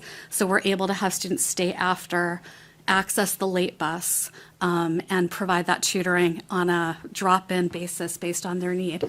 We don't currently have a late bus at the elementary schools. That is something we talked about. We talked about the potential cost of transportation using ESSER funding. Knowing it's probably not something we can sustain, we opted to try to provide the in-school intervention support as best we could. So we're about halfway through the grant. This is, what I'm speaking to is our activities to address learning loss through the grant funding. I spoke with Chris, and what I wanted to be very explicit about and purposeful about in speaking with you is that these are activities we have put in place using this funding. Our attention to address learning loss, learning gaps, respond to student needs is not exclusive to grant funding through the ESSER grant. So this is something that is always happening. It's really our purpose for why we are here. It's what our educators do on a daily basis. But if I were to kind of go back maybe 3 years to when we started in this pandemic, our focus has really been to provide as much training, professional development to our educators as possible to help them best meet the needs of where their students are at. So we've opted for, at the elementary level, job-embedded professional development. So you'll see another executive summary that itemizes this. I'm going to try to summarize it because it's somewhat lengthy. But that professional development at the elementary level has been embedded in their day. So, for example, we actually have a couple people at our elementary schools coming in this week to work with our teachers around some inquiry around social and emotional learning, and helping to provide increased choice and personalized options to best engage our elementary students. So all of our grade level teams are working with a consultant. They're working with the curriculum coordinators in their buildings to explore social emotional learning, what that looks like in the context of their academics, to help engage our students in their learning and meet them where they're at. That's one avenue we've taken. Next week, we actually have some trainers coming in from iReady to work with our teachers, grade level teams at all of our schools to dig into their winter benchmark assessment data, to explore the resources that they have and think about how to best respond to where students are at. And so, those are two examples. Other examples is that we've repurposed our formerly reading writing specialists. They are functioning as instructional coaches at the elementary level. They have worked with our curriculum coordinators, with Mrs. Kanotis, to do a lot of work into the science of reading.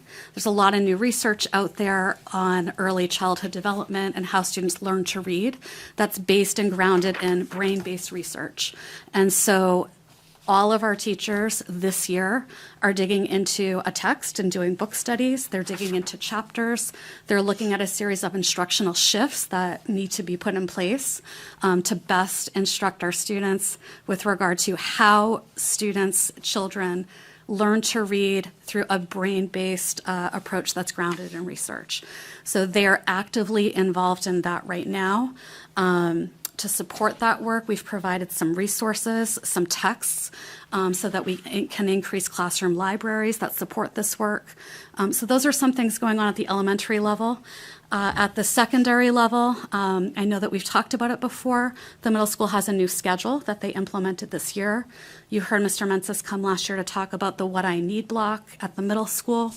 Last year, it was a pilot program for a smaller group of students who were identified through a rank order system, very similar to what I talked about through our elementary intervention system. But those students essentially had a Tier 2 intervention block where they worked with our interventionists or enrichment teachers at the middle school. We saw some great gains last year through that.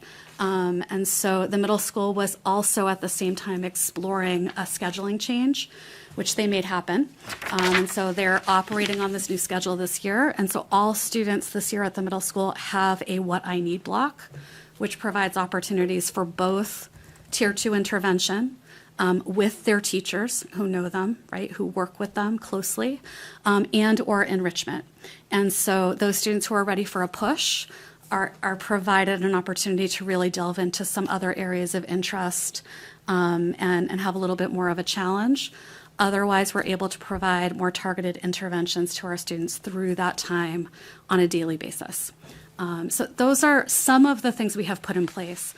I didn't want there to be an assumption that we are only doing things through the ESSER funding, because in reality, it's part of what we are using to support our work, but it's all very much connected through kind of our long-range plan of where we hope to go. And as a district, I would just say that we are a district that has a curriculum that is grounded in standards and competencies. And rather than providing resources, right, that we bring in, I think we've talked about this here before, our goal has been to train our teachers to really personalize what they are doing with their students using a variety of resources, whichever ones might be most appropriate to fit the needs of students, and to help our teachers to feel equipped to respond to the students that they have in front of them who change on a yearly basis. And so that's really been our focus. That's where we've allocated a lot of our energy and time. And it takes time, right? It's not going to happen overnight, but it's a work in progress, and we're proud of what we've done and, hopeful for where we're going. So I'm happy to answer any questions you might have. Could you repeat that? No, one real fast question, if I may. I believe you said we're looking for a position at all the elementary schools that have only filled Pollard. Yes. How was that decision made to fill Pollard as opposed to Danville, Yeah. Atkinson? So when we receive grant funding, any of our federal grants, one of the requirements is that we allocate our funding based on a need basis. And so there are different categories that we look at with regard to, some of it is academic data, some of it is resources, things of that nature. They were the highest now. And so Sandown North and Danville Elementary School are both Title I schools. Pollard was our next school in line with regard to an area of need. And so that position was allocated to that school. And so, okay. Yeah. Michael? So you have a timeline for this to use up these funds by, was it September? Of 24. Of 24. Yep. And you currently have several positions that are open right now. Yes. If you are unable to fill these positions within a certain time frame, are you looking to reallocate those funds maybe to do more training for current staff? Potentially. So it's a great question. I'm glad you asked it. It's something I meant to talk about, but I talked about a lot of other stuff. So we are monitoring that based on the numbers we have right now. While we allocated, I actually have it right down, I wrote it down in case you asked. We allocated 141, just under 142,000 for those positions. We filled one. So we could potentially have an additional $115,000 that we haven't used. combined with what we reserved for next year, we could do a couple of things. Well, we could do a variety of things with that. One thing that we plan to do is to send another survey out. We were hoping to do it last Friday because we anticipated the board meeting last Friday. With their weather, because it was postponed, we have that tentatively scheduled to go out tomorrow morning. So it'll be a very similar survey, but different in that rather than asking our community about priorities for all of the possible areas where we could allocate funding, it's limited to areas within the learning loss category. So, and those are based on categories defined by the federal government. And so we're hoping to send that tomorrow to get more information back from our community on where they would like us to allocate it. If it is still based around staffing, we'll try to be creative. We believe that part of the challenge is, there are school districts that are still looking for full-time positions, right, in their schools. These are not technically full-time. They do not come with benefits. They're hourly positions with an hourly rate. So we've had some conversations about considering, do we increase that? Would that make it more attractive to some people? Do we split those positions into part-time positions? We have a lot of really wonderful, valuable teachers here in Timberlane who are retiring, who, one thing that we brainstormed, we would love to reach out to them to see if they'd be willing to return on a part-time basis to work in our schools through these positions. So we're trying to get creative with how we're staffing because we still believe that that is likely where we're going to get the most leverage, having educators work directly with students and respond to their needs. So we're actively planning for that. Okay. And we have some contingency plans, but we're looking for input. Is it possible to use some of this funding, because I know you're looking for after-school tutors, is there Yes. a possibility to use some of that funding for online tutoring? Yes, yep, always a possibility. So the Department of Education has fully funded a program called tutor.com. So we could, but there's already an option for online tutoring through this platform that's fully funded right now through the New Hampshire DOE for all families across the state. So, we could think about that, but it would be replicating something that's already there. And so expending funding on something that's right now free for families, right? The quality of it, we'd have to look into that. But anyway, those are conversations we've had. Sorry. No. Sorry, I have one more question. Go ahead, sorry. Would you try to attempt to create another summer program for helping students catch up with learning loss? Absolutely. So we run Title I camps at our Title I schools, which right now are just Danville and Sandown. That is something we've talked about. Again, staffing becomes challenging. We run ESY in the summer as well, so extended school year. And many of our educators, paraeducators, our teachers staff that program in the summer as well. So with Title I camps, with ESY, we're often dipping into the same pool of our professional staff who are able to work in the summer. So, we can extend outside of Timberlane as well to post it right to the general region to see if we can get other staff who apply, but absolutely, it's something we've talked about. You got a question, Sheila?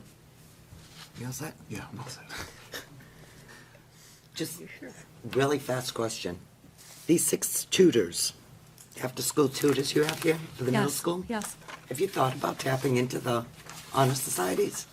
So we use those as well. So Okay. Honor Society students, their staffing, what I didn't mention is at the high school, we have a math support room as well, staffed by our math interventionist. Our Honor Society students also staff that during their free periods. There are some partnerships going on between the middle and high school. Yeah, absolutely. That's all. Yeah. Yeah. Well, no, but It is a great they need resource. volunteer hours. Yeah, and- that's awesome. It's a great resource. As a parent for years, I go back to, Shane Roy, who graduated, I think, 3 years ago. Yeah. I hired him as a tutor for my son and then also for my daughter. They all have. I And think we it's have- anywhere between 15 and 25 hours of volunteer time. Yeah, they do They have that in to the put in school for during. each one. Yeah, So- during their study, Is there study any periods. action we have to take on this? It says information just // information. right? Yeah, I don't- No, yeah. ESSER funds is just information. Okay. So that survey should be going up tomorrow, so please look for it, complete it, it'd be great. Spread word, we'd love to Please. get, as much feedback as we can, as we have these conversations about halfway through the grant to make sure that we're fully expending what we have, but doing it in a way that's going to respond to what our public is looking for, so. Thank you for the update and Thank this very helpful information. I hope people at home are listening. Thank you for all that you do. And unfortunately, the individual left, but for those at home watching that, school board meetings, that's what they are, school board meetings, we really can't get into a back and forth with members of the general public, and if people have specific questions, I think to Timberlane, I would encourage them to get in touch with the administration, and they could obviously answer the questions, but unfortunately, the woman left. So we're trying to be respectful, but we as a school board, and for future meetings, just so you know, You don't even go back and forth on being nice.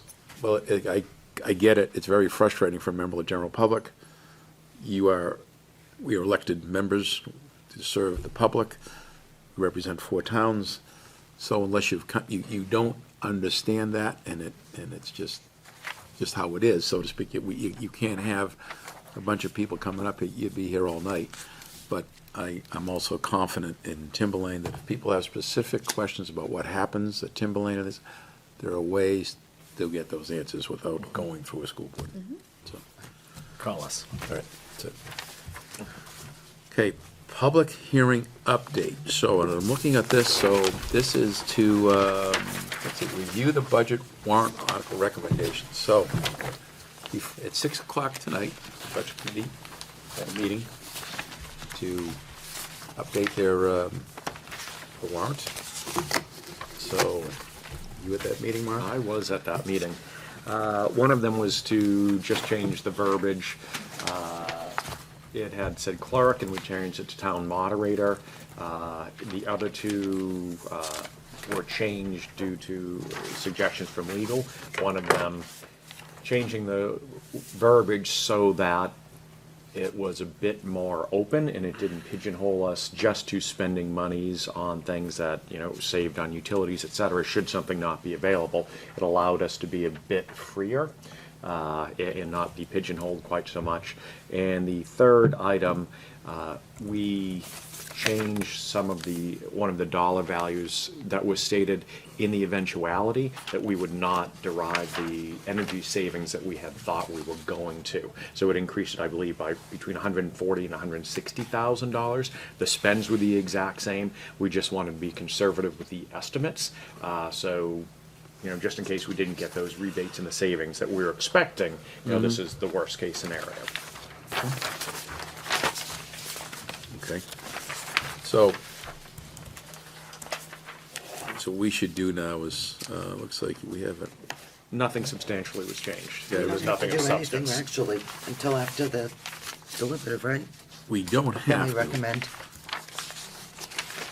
Mark, just for clarification, Yeah, I think we already did recommend though. No, we 140 to didn't. 160,000 Yep. difference was on Article 30. Yeah, so, It's not on here. What article was that one? yeah. 3? 3, right, so before, to further raise approximate for the first year's payment, it had been 1.9 something, I believe, and now that we brought it up to 2 million, so the actual monies that we have to appropriate will probably be the same. This was just the conservative approach in case we did not get the rebates we were expecting. So what you've got on our agenda here, Kelly, Action. an action item, but I agree with you. Historically, the school board makes its recommendation after the deliberative session. What are you shaking your head for? No. I thought Maria said that we needed it for no, we don't need it for what we have to submit to the DOE on Monday? To submit to the DOE on Monday. I thought there was some type of submission that had The to 30th is the happen, deadline and for due us. to Yeah. timing, we needed to have on there both the budget and the board's recommendations. Moving forward for the No, public, I mean- for the Well, we can do that, but I deliberative can session. I know that every other year we If you amend we one. break into our rooms separate rooms after and make our delivery. recommendation, but I personally have no problem. It's only can do 8:30. it. I think we should go through this anyway, because I think any opportunity we get to talk about the warrant for the voters is a good opportunity, because there's a lot going on in Timberland this year, so let's go through this. Because what we have here is, I'm not going to read the entire warrant here. The first session is a deliberative session. That is February 9th, 7 o'clock. So what I'm reading here is from the warrant. And then we get into the second session of district voting, which is going to be held at March 14th. The usual places for Atkinson, Danville, and Plastow. Actually, there's a change in location for Plastow from normal. Apparently here it says the voting is now taking place at Plastow Fishing Game.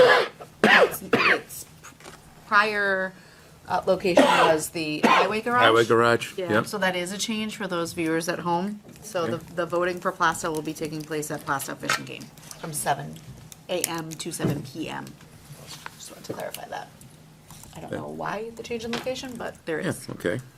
That's good. I know they didn't love the, They got tired of the didn't Yeah, they? highway it's garage. cold in there. Yeah, it is cool. And then you get it, like Article 1, selection of officers. There are actually 5 seats open on the school board, 2 in Atkinson, 1 in Danville, 1 in Plastow, 1 in Sandown.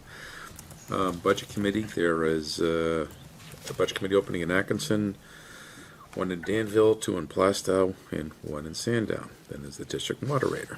Position's open. The operating budget, the proposed budget that is recommended by the budget committee, I'm sure it's going to be recommended by the school board, is this operating budget rate is $83,274,18. There's a default budget of $81,401,106. That's just under a $2 million difference. And for the people at home, the major difference between the operating budget default, if the budget fails, you are taking 1.8 million and change out of your buildings. That's the major difference in when you walk into the voting booth between, I'll probably get 99% of it, but that's just so people are aware that that's very important that this operating budget pass. Then what the board has done is, through the year, we have an article here, lease purchase agreement for, shall the voters, school district authorize the school board to enter into a 20-year lease purchase agreement for the installation of up to $25,243,000 of energy savings equipment and associated building and facilities improvements at school district buildings in Atkinson, Danville, Plastow, and Sandown, and to further raise and appropriate $2,061,000 for the first year's payment under the lease to be partially offset by energy savings and the resulting reduction in cost. This lease agreement will be contained in non-lapsing appropriations. So actually, I think we should just go back and recommend these things. I think Uh-huh. so, yes. I think we Let's do have that. to. I think we have to. Yep. I thought that's what the Okay, warrant let's just- action was on the agenda. Well, I know that we've done it. We'll do it again after delib. Got If it. something Well, changes, So we're let's- gonna have let's to do go it. through and do it again So, when we're all here. Let's go back to Article number 2 about the operating budget of $83,274,18. All those in favor of recommending the operating budget of okay, that is 7-0. So the operating budget is recommended by the school board. It is recommended by the budget committee 8-1-0. So it's going to be recommended by the school board 7-0-0. There's only 7 of us here. 701? 7-0-0. The budget committee was 8-1-0. We have no abstention without our other member that's not here tonight? We're missing 2 people. Oh, we're missing 2 people. With 7-0-0. Forgive me. I The can't only count one that tonight. can It's vote late. is who's here, so Okay. that's why we Friends. The lease purchase It agreement, what we're attempting to do with this is do a bunch of energy improvements to the building. This is, lets the incoming board and the staff, people who run our buildings, make all kinds of improvements for, boilers, windows. There's Necessary There's improvements. all kinds of equipment. We have a report that is over $100 million that we spent a lot of time and effort, and basically have prioritized over $25 million. So if this passes, that will let the incoming board address those issues. So all those in favor of recommending the lease purchase agreement of Article number 3? Pass it 7-0-0.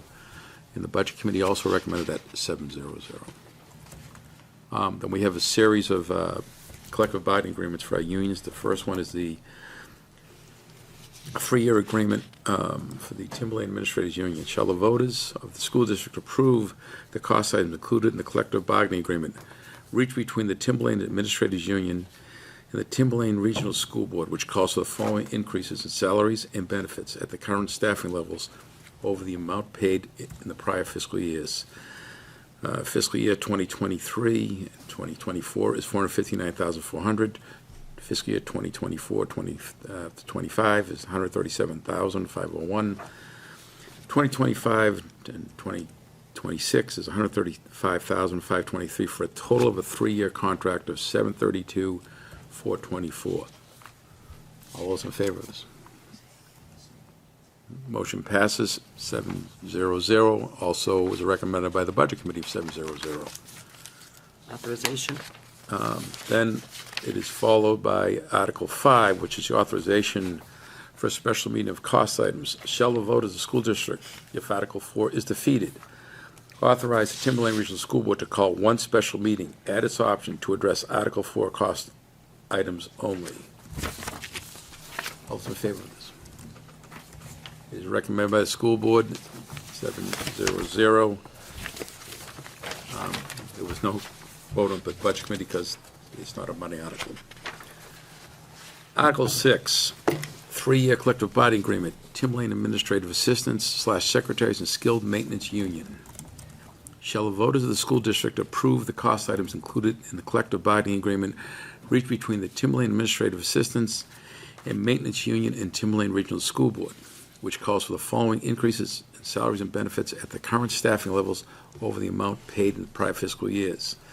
Fiscal year 2023-24, $141,943. 2024-2025, $108,273. 2025-2026, $99,195 for a 3-year total of $349,411. All those in favor? Motion passes 7-0-0. Procedural question, if I may. Do we need to read all of these that we had already approved that have not been changed, or just the ones whose verbiage has been changed slightly? I don't think we voted on these yet. The Budget Committee did. Yeah, you did. I'm confusing which committee I was on. Thank you. I know I raised my hand for this before. And actually, this one here is a little different. Thank you, Chris. This one's a little different here. And to further raise and appropriate some $141,940. That's the first year. They're both like that. It's the first year. Oh, you're right. You're right, thank you. How about authorize a special meeting? Yes. Okay, let's go into the 7. Authorization for special meeting and cost items. Shall the voters of the school district, if Article 6 is defeated, authorize the Timberlane Regional School Board to call one special meeting at its option to address Article 6, cost items only. Majority vote required. All those in favor? Just a special meeting, we can just vote. Yeah. Yeah. It's a lot of reading for nothing. We all know what it is. I'm doing it for the. No. There's thousands of people at home watching. You're always thinking about everybody but All yourself. 4 of them. Okay, recommended by the school board 7-0. Article 8, 3-year collective bargaining agreement, Timberlane Support Staff Union.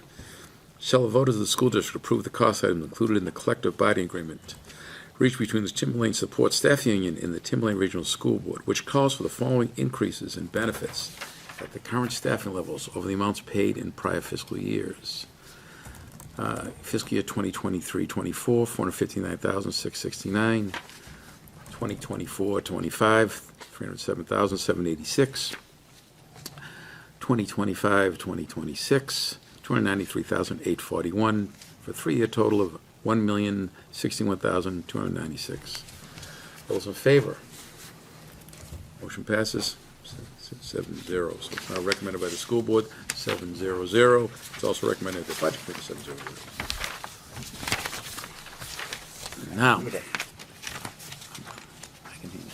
I know, see, Ms. Kim, because she likes to crank it up. She just bum, bum, bum. Exactly. Article 9, authorization of special meeting on cost items. Shall the vote as the school district, if Article 8 is defeated, authorizes Timberlane Regional School Board to call for one special meeting at its option to address Article 8 cost items only. Majority vote required. All those in favor? Motion passes 7-0. Article 10, one-year collective bargaining agreement, Timberlane Teachers Association. Shall the voters of the school district approve the cost items included in the collective bargaining agreement reached between the Timberlane Teachers Association and the Timberlane Regional School Board, which calls for the following increase in salaries and benefits at the current staffing levels over the amount paid in the prior fiscal year 2023-2024, $404,485. It's a one-year deal. So the total is $404,485. All those in favor? Okay. 7-0. Authorization special meeting and cost items. Shall the voters of the school district, if Article 10 is defeated, authorize Timberlane School Board to call for one special meeting at its option to address Article 10. Cost items only recommend, well, all those in favor recommend special meeting. 7-0. Now we get into Surplus. Capital Reserve Fund surplus.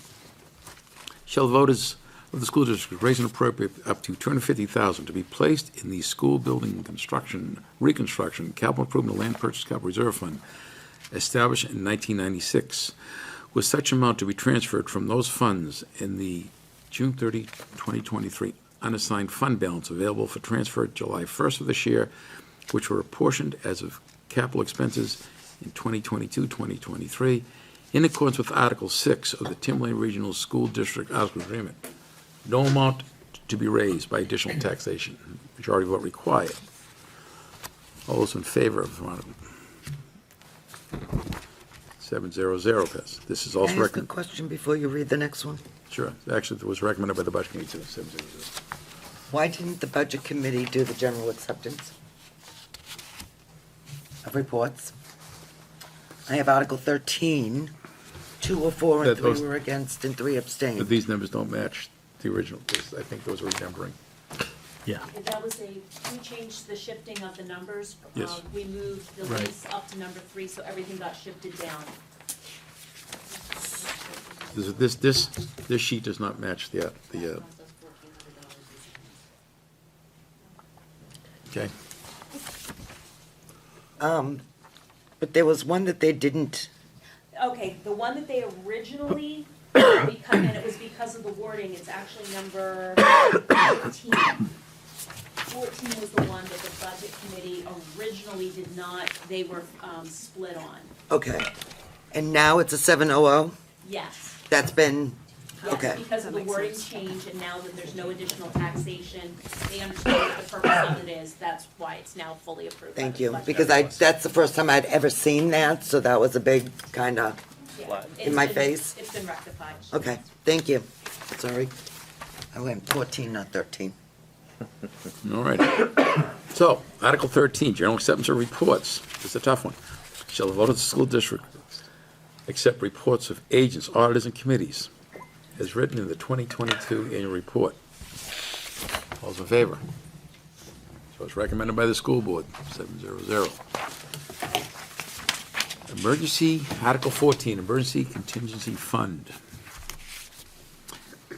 Shall the school district establish a contingency fund for the upcoming fiscal year for the purposes of covering the cost of unpredictable cost escalations as well as emergencies, and further raise and appropriate $500,000 with such amount to be transferred from those funds in the June 2023 unassigned fund balance available for transfer on July 1st of this year. No amount to be raised by additional taxation.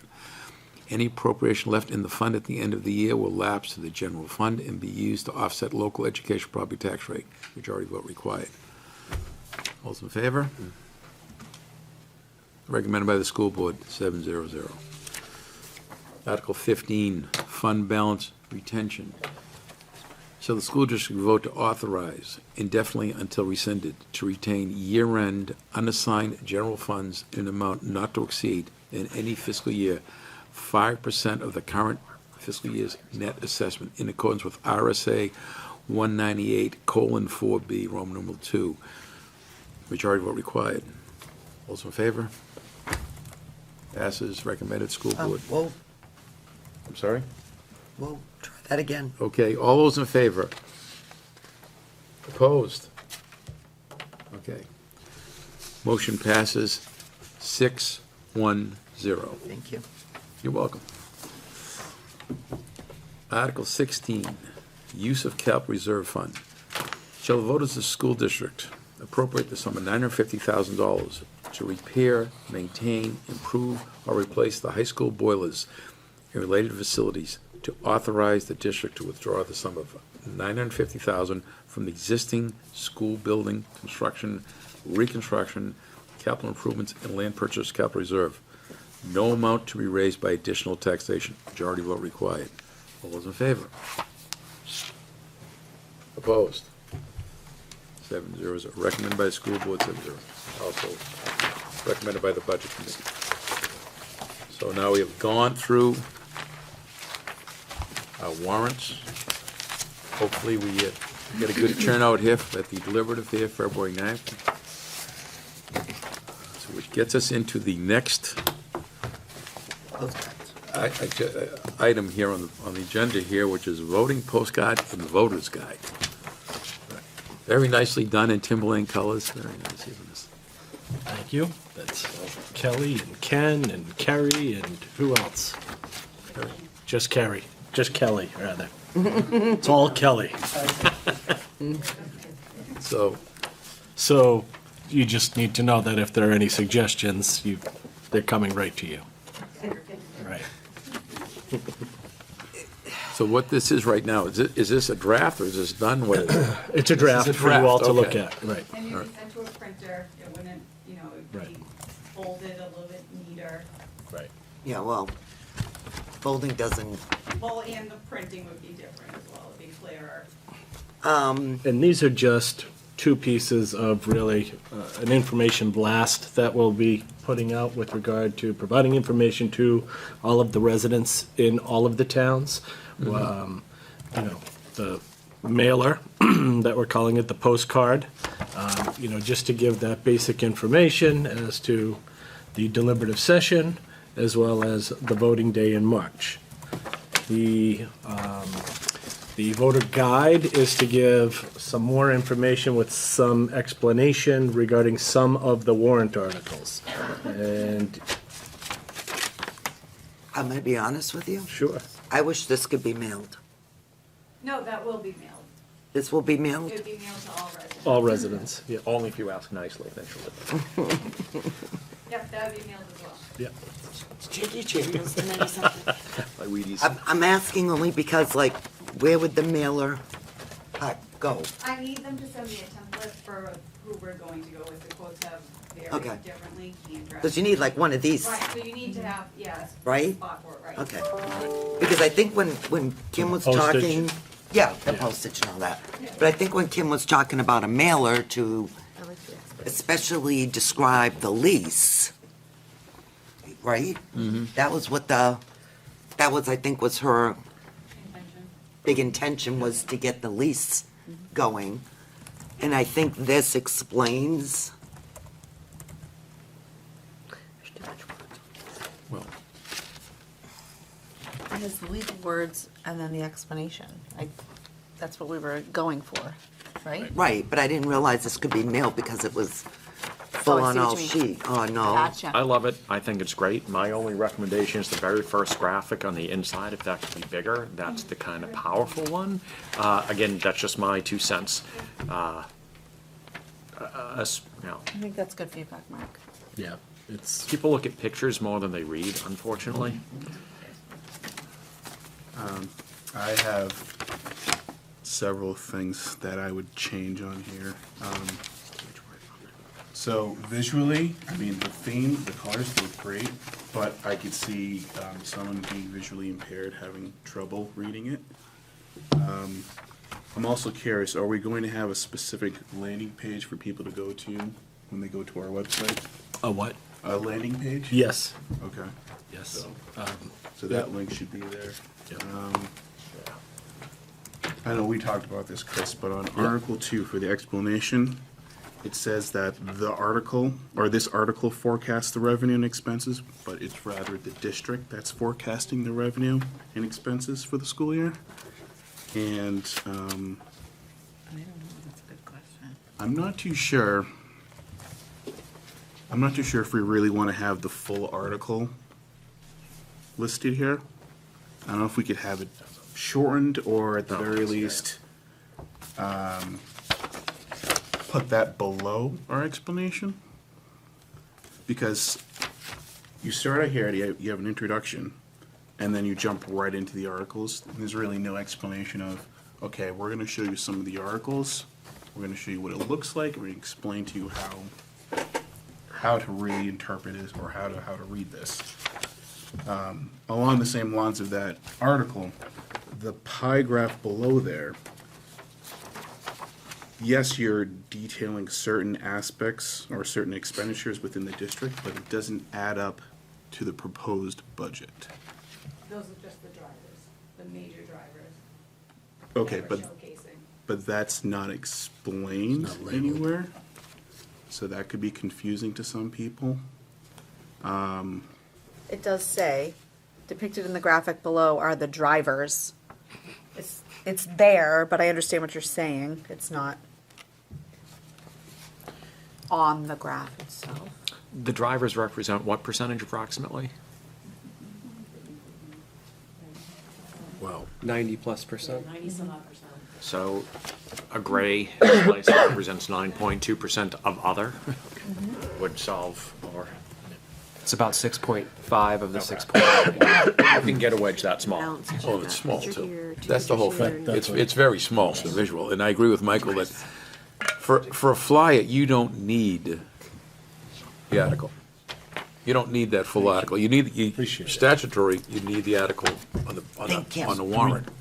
Like, you don't need that full RSA, you don't need that, all that language. I You don't want think. just explanations? Well, can we not say explanation, because that, to me, that word feels a little, I don't know, you're my analogy guy. Can we say snapshot or something, because explanation is our explanation, which means it's our Summary? interpretation. Yeah, I know, yeah. Summary instead of explanation, so it doesn't Do we seem as not, if it's. yeah, do we not want any of the warrant language in the mailer then? I think I don't think you need all warrant of it, though. You don't need all Some of of it. it, but not like That bottom part, you know. But we can't pick and choose. If we're Yeah, going you to put the can't- warrant, you can't pick and yeah. choose. That could be really easily That's what I'm misconstrued. looking for. Right. I mean, yeah, you can't use half of the warrant Right. language. We can't. You could, for the shorter warrants, certainly put the warrant and a summary. Yeah. But I wouldn't want to put half of a warrant and then a summary. Right. That's- You could also just say, hey, this is in relation to article this, go to this website to see what the full article is, and this is what the I like explanation that. is. Yeah. That'd save a lot of Because quite space. honestly, this is too much word vomit. And it's It's not a very lot well for people. balanced. I mean, you got one picture on the left, two in the middle, there's nothing on the right, it's not spaced out.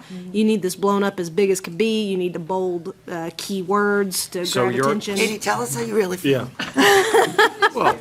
Trying to get Kelly, as much, like, a it's lot in of there. information on a single sheet of Yeah, paper. but I like how the Articles 4 to 11 lay out the union. It just, without going into all the, I like how that's done. It names. Right, this is kind of It gives self-explanatory. it to you, here's your admin union, this 3-year deal. Yeah. But I like how that's done. Yeah, the rest of it should follow that format, I think, Yes. is what we're saying, Yes. is it's really, So is the suggestion take out the articles but keep the explanation? Oh, yeah. Or I maybe love just the change it to explanations. They're summary, wonderful. Article 2 summary, Article 3 summary, but actually take out the article? That will give us more space to use? Yeah. Give more to space, increase yeah. some of the graphics and the bolding. Again, I have to. Thank you for the encyclopedia, but we're looking Yes. for Reader's Digest, is that what you're saying? The explanations, I think, are spot on. Following other Right. Other examples. But I think the biggest one here, other than the operating budget, obviously, is the lease Yeah. that has to be Yeah. focused on. Yes, no question. I think out of I the agree. two is your operating budget and your lease. And obviously, the Again, agreements, Yep. That's nicely done, though. but those are, but I think this is, our voters have voted a bazillion times. Well, I go in there blind, yeah. You know what you're, We're hoping to get a lot more voters, I right? still have to circle back to the word explanation. I feel like that's us enforcing our explanation. It should just be, and it is worded very objectively. Just change it to Has to summary. be, so- right. Can we just use, is everybody okay with that? Summary or? No, I like the summary. Okay, thank you. summary, the difference between A and B is 2 million, Thank and that's you. gonna go into your facilities. That's your summary. Perfect. Chris, this may be a legal question, but on the explanation for Article 3, can we describe a possible consequence? No. No. You cannot. No. You can't influence in any way. That's why I feel the word. clearest answer we'll have all night. Influential. Yeah, no. This is why I asked. Build the SARS. Period. So, kind of like related to the idea of having room for postage, I don't think we really need to have anything about Article 14. I don't think that's an issue, or will be an issue for voters. So you could just take Article 16, move that up, and then have your space for postage and. Oh, I don't know about that. Yeah, we can reform it, the whole thing, right, because there is, I think you're Even gonna have here room you for postage have- even with leaving that there. Yeah, I I think. think if we move things around, if we eliminate the warrant language itself and do explanations or summaries, we'll have postage space. Despite everything that's been said, if I receive this in the mail, it's awesome, it's informative, thank you. Yes, Thank you. Thank you, Kelly. This is, Well this is said. a lot of work. And the other thing is, I don't know, in terms of pricing, that this is often on an 8.5 by 11. What happens if you go into a legal size 8.5 by 14? Do you pick up more space when they fold it? And that turns in, You increase the cost too. well, what is it though? Increase the postage, I don't know, but We'll I'm find sure out. that's, Doesn't cost. with color I print. wouldn't think so, but it's just that. But it might give you much Might more give- space and Might more give you a little more information. space to do what you're trying to do, that's all. So we're at about $5,000 right now for that pamphlet to be mailed out. Okay? We got money in the school board budget, right? Yes, Yeah, Money well spent. we got so much money in the school board line. and in addition to these, Salary cut? Yeah, Go from 1,000 down to 900.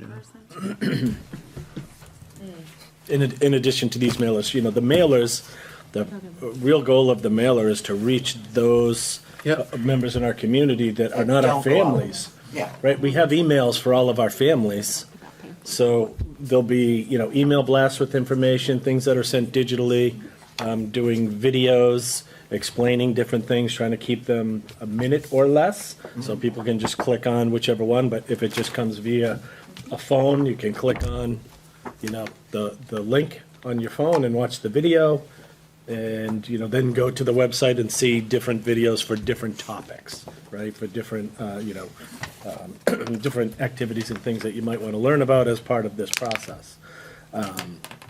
But we definitely want to reach those community members that are not, they don't currently have kids in our schools. And that's, Those are through the the ones hard that actually copy. come out and vote. That's right. Can we Right. reach out, just shooting from the hip here, can we reach out to our town selectmen or go to the town halls, town clerk's office and have handouts there? Because that's where we're gonna capture a lot of folks that we wouldn't capture through regular media. Right, yes. I mean, I was, I'd be happy hey, to can go we to- get their emails from the town hall? Yeah, no, I'd Well, be you happy to go know- to my town hall and drop some off. All those brochures that people are picking up, I think. Well, the question is, how soon can you have them? But Yeah. the better part, the better place would be at the town delibs. Oh, that's a good call too, because those are gonna be your voters. That's gonna be the better place to get them out, would be at the town delibs on February 4th, and Good call. Both places. I don't think you'll have them in Both time, places, that's a week 'cause- and a half out. Yeah, both places, because again, But we have a lot of people that show up at our delib more than anything Those else. are gonna be your in Sandown. voters. Those are gonna be, that's the highest percentage what do voter you have? population What we'll have. Sandown usually get for delivered? 200-300? Yeah. Do you really? Oh, yeah. Oh, it's. Oh, yeah. It can be fun. Oh, yeah. You're lining up on the side to talk. It's On the 4th, On the 4th? 10 o'clock? Then you should have it then. That's good. 9. I Whoever think did the Danville's photos is did a the nice same job. day, That's the issue. Thank Like, you. the photos are awesome. Yeah. but I mean, I can print them myself for the deliberative, but I'm not folding them. I don't blame you. I can have enough. I don't blame you. Jerry used to have one of That'd those be fine. trifold Enough. machines. If they still have it, I can But even borrow if you have a friend, it. I know a guy. I know a guy. High Isn't school has the- a trifolder? Is there an honor society in the high school No, that? the high school has a Don't forget about that trifolder. They were trifolder. just saying. No, we haven't. Said Great. it's- Oh, you have a trifolder? Good to know. So if you can do that, I'll take mine, I'll drop them off to whatever other reps, We can do and so that we can get plastic, it deliberative. We got plastic. Or they can just be here and we can pick them up. Awesome, thank you But again. I think that would be, Yeah, I think that's a great call. That's a great idea. I think that's a great call. Okay, so we've got your feedback here. Thank you. Just a little bit. I like the card. Yeah, this is good. Yeah. This is I great. think it's we're gonna good. get rid of it and do it for this. What's that? Okay, I don't know. administrative I know this talks report. about the meeting system. Administrator's report, what do we got here? A couple things for you, Brian, and I'm going to pare it down. So 4 things to highlight. The first is that the SLT team has gone through a process of refining our hiring flow chart. We're really looking to define an admin lead and someone who's going to steer the process and be the sole contact with the future candidates that we're going to be looking at. We're really looking to have an interview experience for candidates as they come in versus simply just an interview in kind of a conference room so they can see the culture and the vibe that is in our schools and use that as an attractive measure to bring high-quality candidates on board. And really, basically, we're looking to sync all the parts of the hiring process. There's lots of different personnel that are involved in that, so we want to sync them together so we can really compete on a competitive timeline. So we're excited about that work. The second major thing that group is also doing is looking at all the job descriptions across the district. Fran, I think there are more than... Like 100, well, initially there was 104 until, Mark, can Lucy help me narrow the scope down a little bit? So more than 100, but we're really trying to look at those and tailor those. They'll be part of the posting for the hirings. And as educators' jobs continue to change, we want to make sure that we're staying current with what we're asking teachers to come on board and do while they're here with us. Some good news on the partnerships front. William James Mary College has also reached out. And they're looking to potentially send some interns to us at the outset of next school year, so we're going to continue to explore that. And I also want to welcome Michaela Moskovitz. She's going to be working at Sandown Central, giving us 60 hours in a pre-K setting. And she's going to be starting at the end of January, and her work with us in Timberlane will take us to the end of March. So welcome, Michaela, to Timberlane. And lastly, we've talked about Bill Preble and the Center for School Climate and Learning a few times through some administrative updates. They have scheduled a student youth leadership conference in March.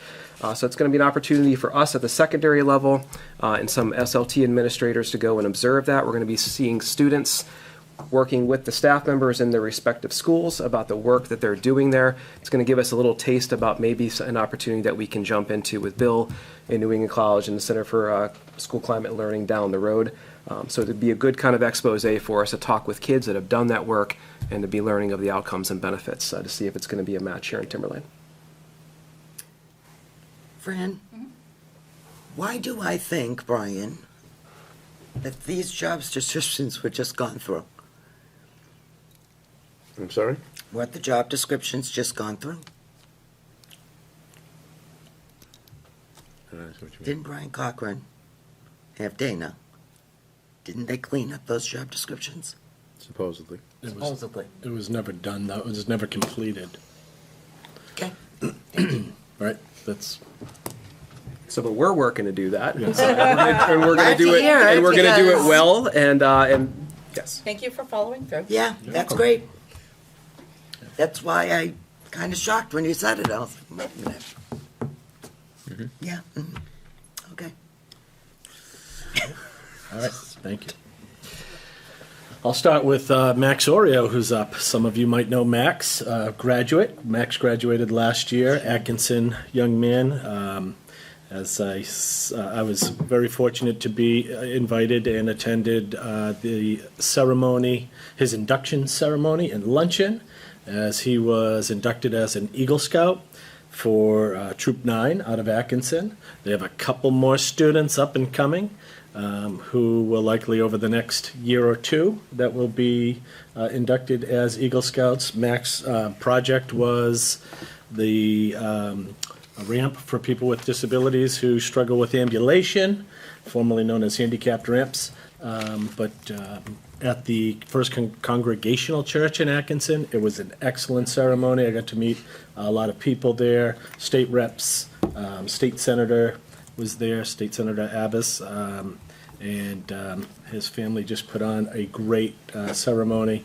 Spent some time with troop leader John Troy, who, as well as talking with a couple of the other students, Timberlane students, who will be likely moving forward into their Eagle Scout project, and let them know we have plenty of projects. We would love to partner with them for community projects. So if you're a scout out there, whether it's Boy Scouts, Girl Scouts, or you're a community member looking for some type of community work or project that you'd like to see a benefit in the community, the school district would love to work with you on that.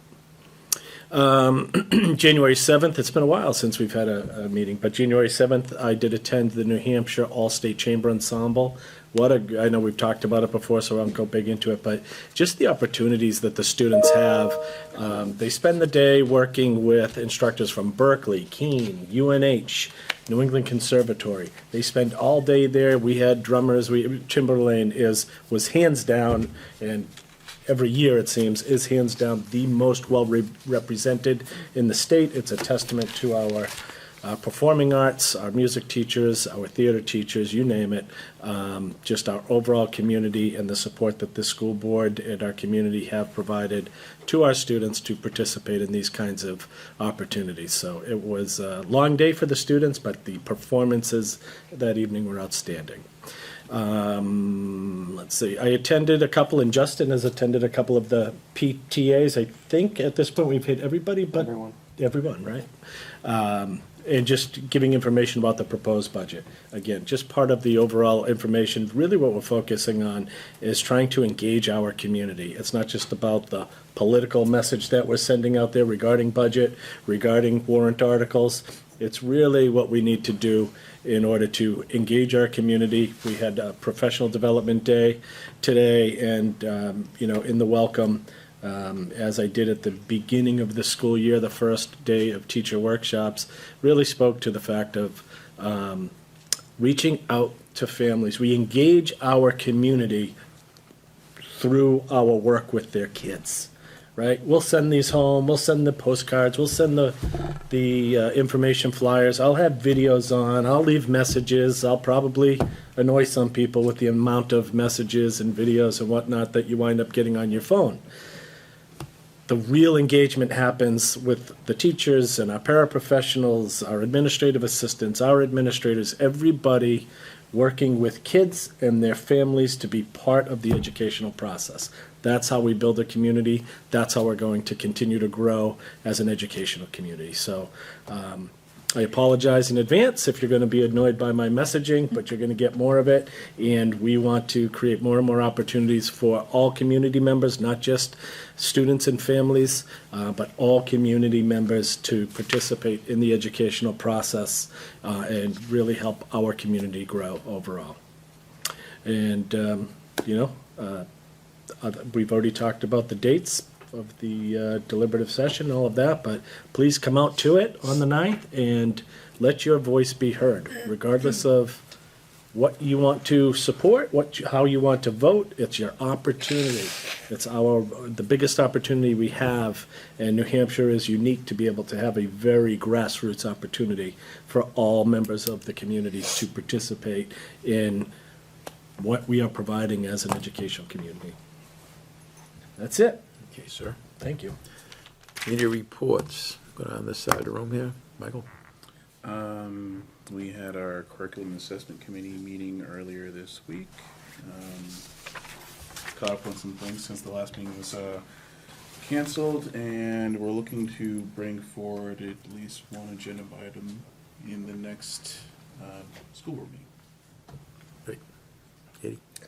Just our next safety committee meeting will be February the 7th, but other than that, I have nothing. John? Wellness committee met Last week, the week before, I don't know, time is escaping me tonight. Really great discussion, some activities across the district, and more info to follow soon, and policies meeting next week. Okay. I myself, read a message here from the Plastow YMCA. They do a lot of good work with the Timberland community, but I just want to make the world know here that the Plastow YMCA will be hosting the 5th Annual Education Celebration on Wednesday, March 22nd at 5 p.m. at the Plastow Y. If you have an educator that has been an inspiration to you, your child, or your school, please join us. Further information and nomination forms will be posted on the Plastow Y website and the Plastow YMCA Facebook page in the upcoming days. Good job. I got nothing. Yeah, BudCom met right before this. We obviously went through that. Policies next week. Other than that, we're good. I don't have anything tonight. Welcome back. Thank you. Everything Nice good? to be back. That's good. Thank you. All righty. So we have no other business here. We will entertain a motion to go into a non-public. Under other business? Other business. Oh, I'm sorry, other Yeah, business. no, that's okay. I would like the feedback of the school board. I've been thinking about this a lot. Now that the negotiations are done, I've been involved with a couple of them. I was wondering what the school board's thoughts were on making a request, I guess I'd say a friendly request, to the union, specifically to the TTA, to ask them to consider for negotiations next year to meet in person.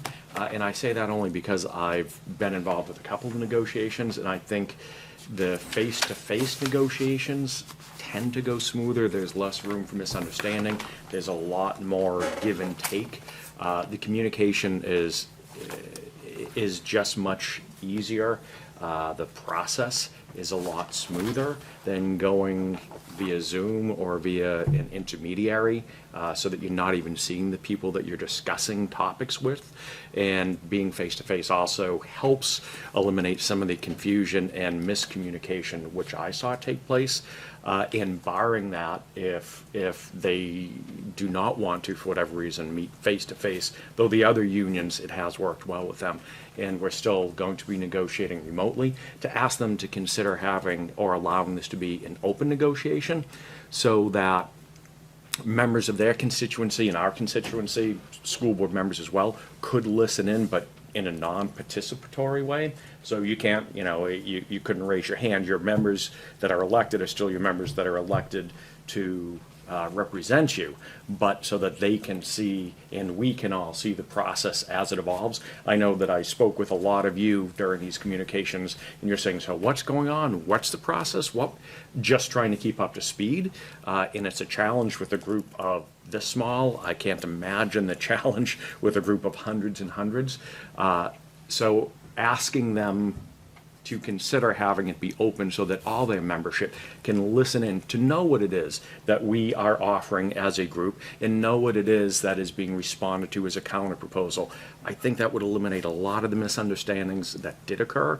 And again, obviously we can't force them. This is just, what does the school board think about asking this as a request for them to politely consider? Well, I think you would have to go through. well, that's, Yeah, I will talk. You would have to go through Val, right? We'll go through, just to make certain that this is something that we can ask for them to consider, assuming there aren't any legal barriers.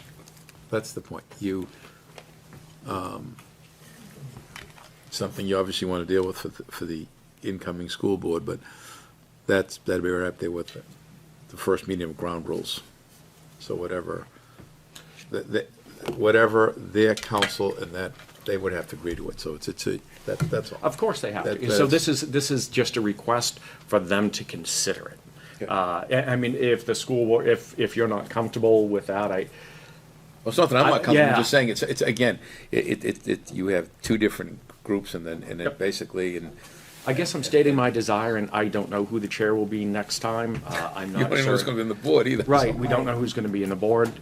I'm saying that if the chair You're trying to be asks- proactive. I'm trying to be proactive, and quite honestly, if the chair asked me to be a representative, I don't think I would do it impersonal the way it was because I see all the flaws and pitfalls. It was Had both inefficient. experiences. Yeah, I don't think any, I guess, the Mark, collaboration was missing. I don't think we should, you've let the board know, I don't think it's a vote that should even happen, quite honestly, because it's. Well, it doesn't need to be a vote, but he's putting it out there, trying to be proactive. I'm putting it out there, seeing how the board feels, and obviously, if legally we can't ask them to consider it, and we're asking them to consider. I mean, we could ask them to consider to eat chocolate ice cream every Wednesday if we wanted to. So it's just something, I want to put it out there on the table. That's something So just so it's not as confusing as you've been trying to describe it, you're just trying to ask just the board's opinion. How to do have we a feel board about statement. it? Yeah, I would like the board to make a statement that we would like them to consider, or please consider, I'll work in the verbiage, for future negotiation to have it A or B. Sure, I mean, we could definitely support it or not support it either way, because it I'll sort write of something doesn't up for matter next week, because- we'll make certain passes legal But I muster. think- I just want to plant the seed that this is a direction I would, if the board's comfortable. Okay, but I also believe, I don't want to burst your bubble here, but I believe that this should be the next board that makes that decision, because they're going to be Yep. the board that's going to be involved with No those question. negotiations. I'll ask the next board to reaffirm it. You get what I'm saying? I do, I get. I do get- wholeheartedly agree with you, because you've seen both sides of the spectrum of being in person and being on Zoom. Yep. No question. 100%. In person's much better. In person's much No better. question. 100%. Okay. But it's going to be that board that is going to I agree. support you and whoever is going in with you to these negotiations. So by consensus, does the board currently think it's a good idea? You might just, well, again. I think it's whatever whatever city- they're comfortable with. Whatever you guys want to do. Right. Yeah, it's a good idea. I mean, speaking from experience from the negotiation that we did with Tam, I mean, went a whole lot smoother doing it in person. So to your point, yes, it should probably be in person. And it's a friendly request. I mean, But it's- like what Sheila said, this will be for next board, so we'll yeah, revisit in March. and we'll reaffirm it, yeah. There you go. Second meeting in March. There you go. Okay. There you It's go. on the All right. agenda. But, Okay. yeah, I mean, that's, Now. I don't blame you. Can we address the question of ice cream, though? No. He'll say every Thursday ice cream. Fran has already addressed that question. Sheila already knows that's the wrong, what's the flavor? What's the right flavor for ice cream? Mine is chocolate chocolate chip cookie dough. Yours is chocolate chip cookie dough. So I have no idea I what don't I'm know. talking about chocolate ice I'm cream. never gonna. Chocolate chip cookie dough, and it's got to be memories for him. Exactly. As per So, usual. all If I right. was off the board, I'd send him pictures of me eating ice cream while he was here. All right, can I go into a non-public? Yes. I'm gonna go, like to enter into a non-public 91-A:(C):3C. Second. Okay. I'm going with Linda, C. call the roll, please. Sheila Lowes? Yes. Kim McCormick? Yes. Brian Boyle? Yes. Mark Sherwood? Yes. Shauna Manthorn? Yes. Katie Nixon? Yes. Michael Boucher? Yes. Okay. Have Thank a you. wonderful Good night. night, guys. Thank you all.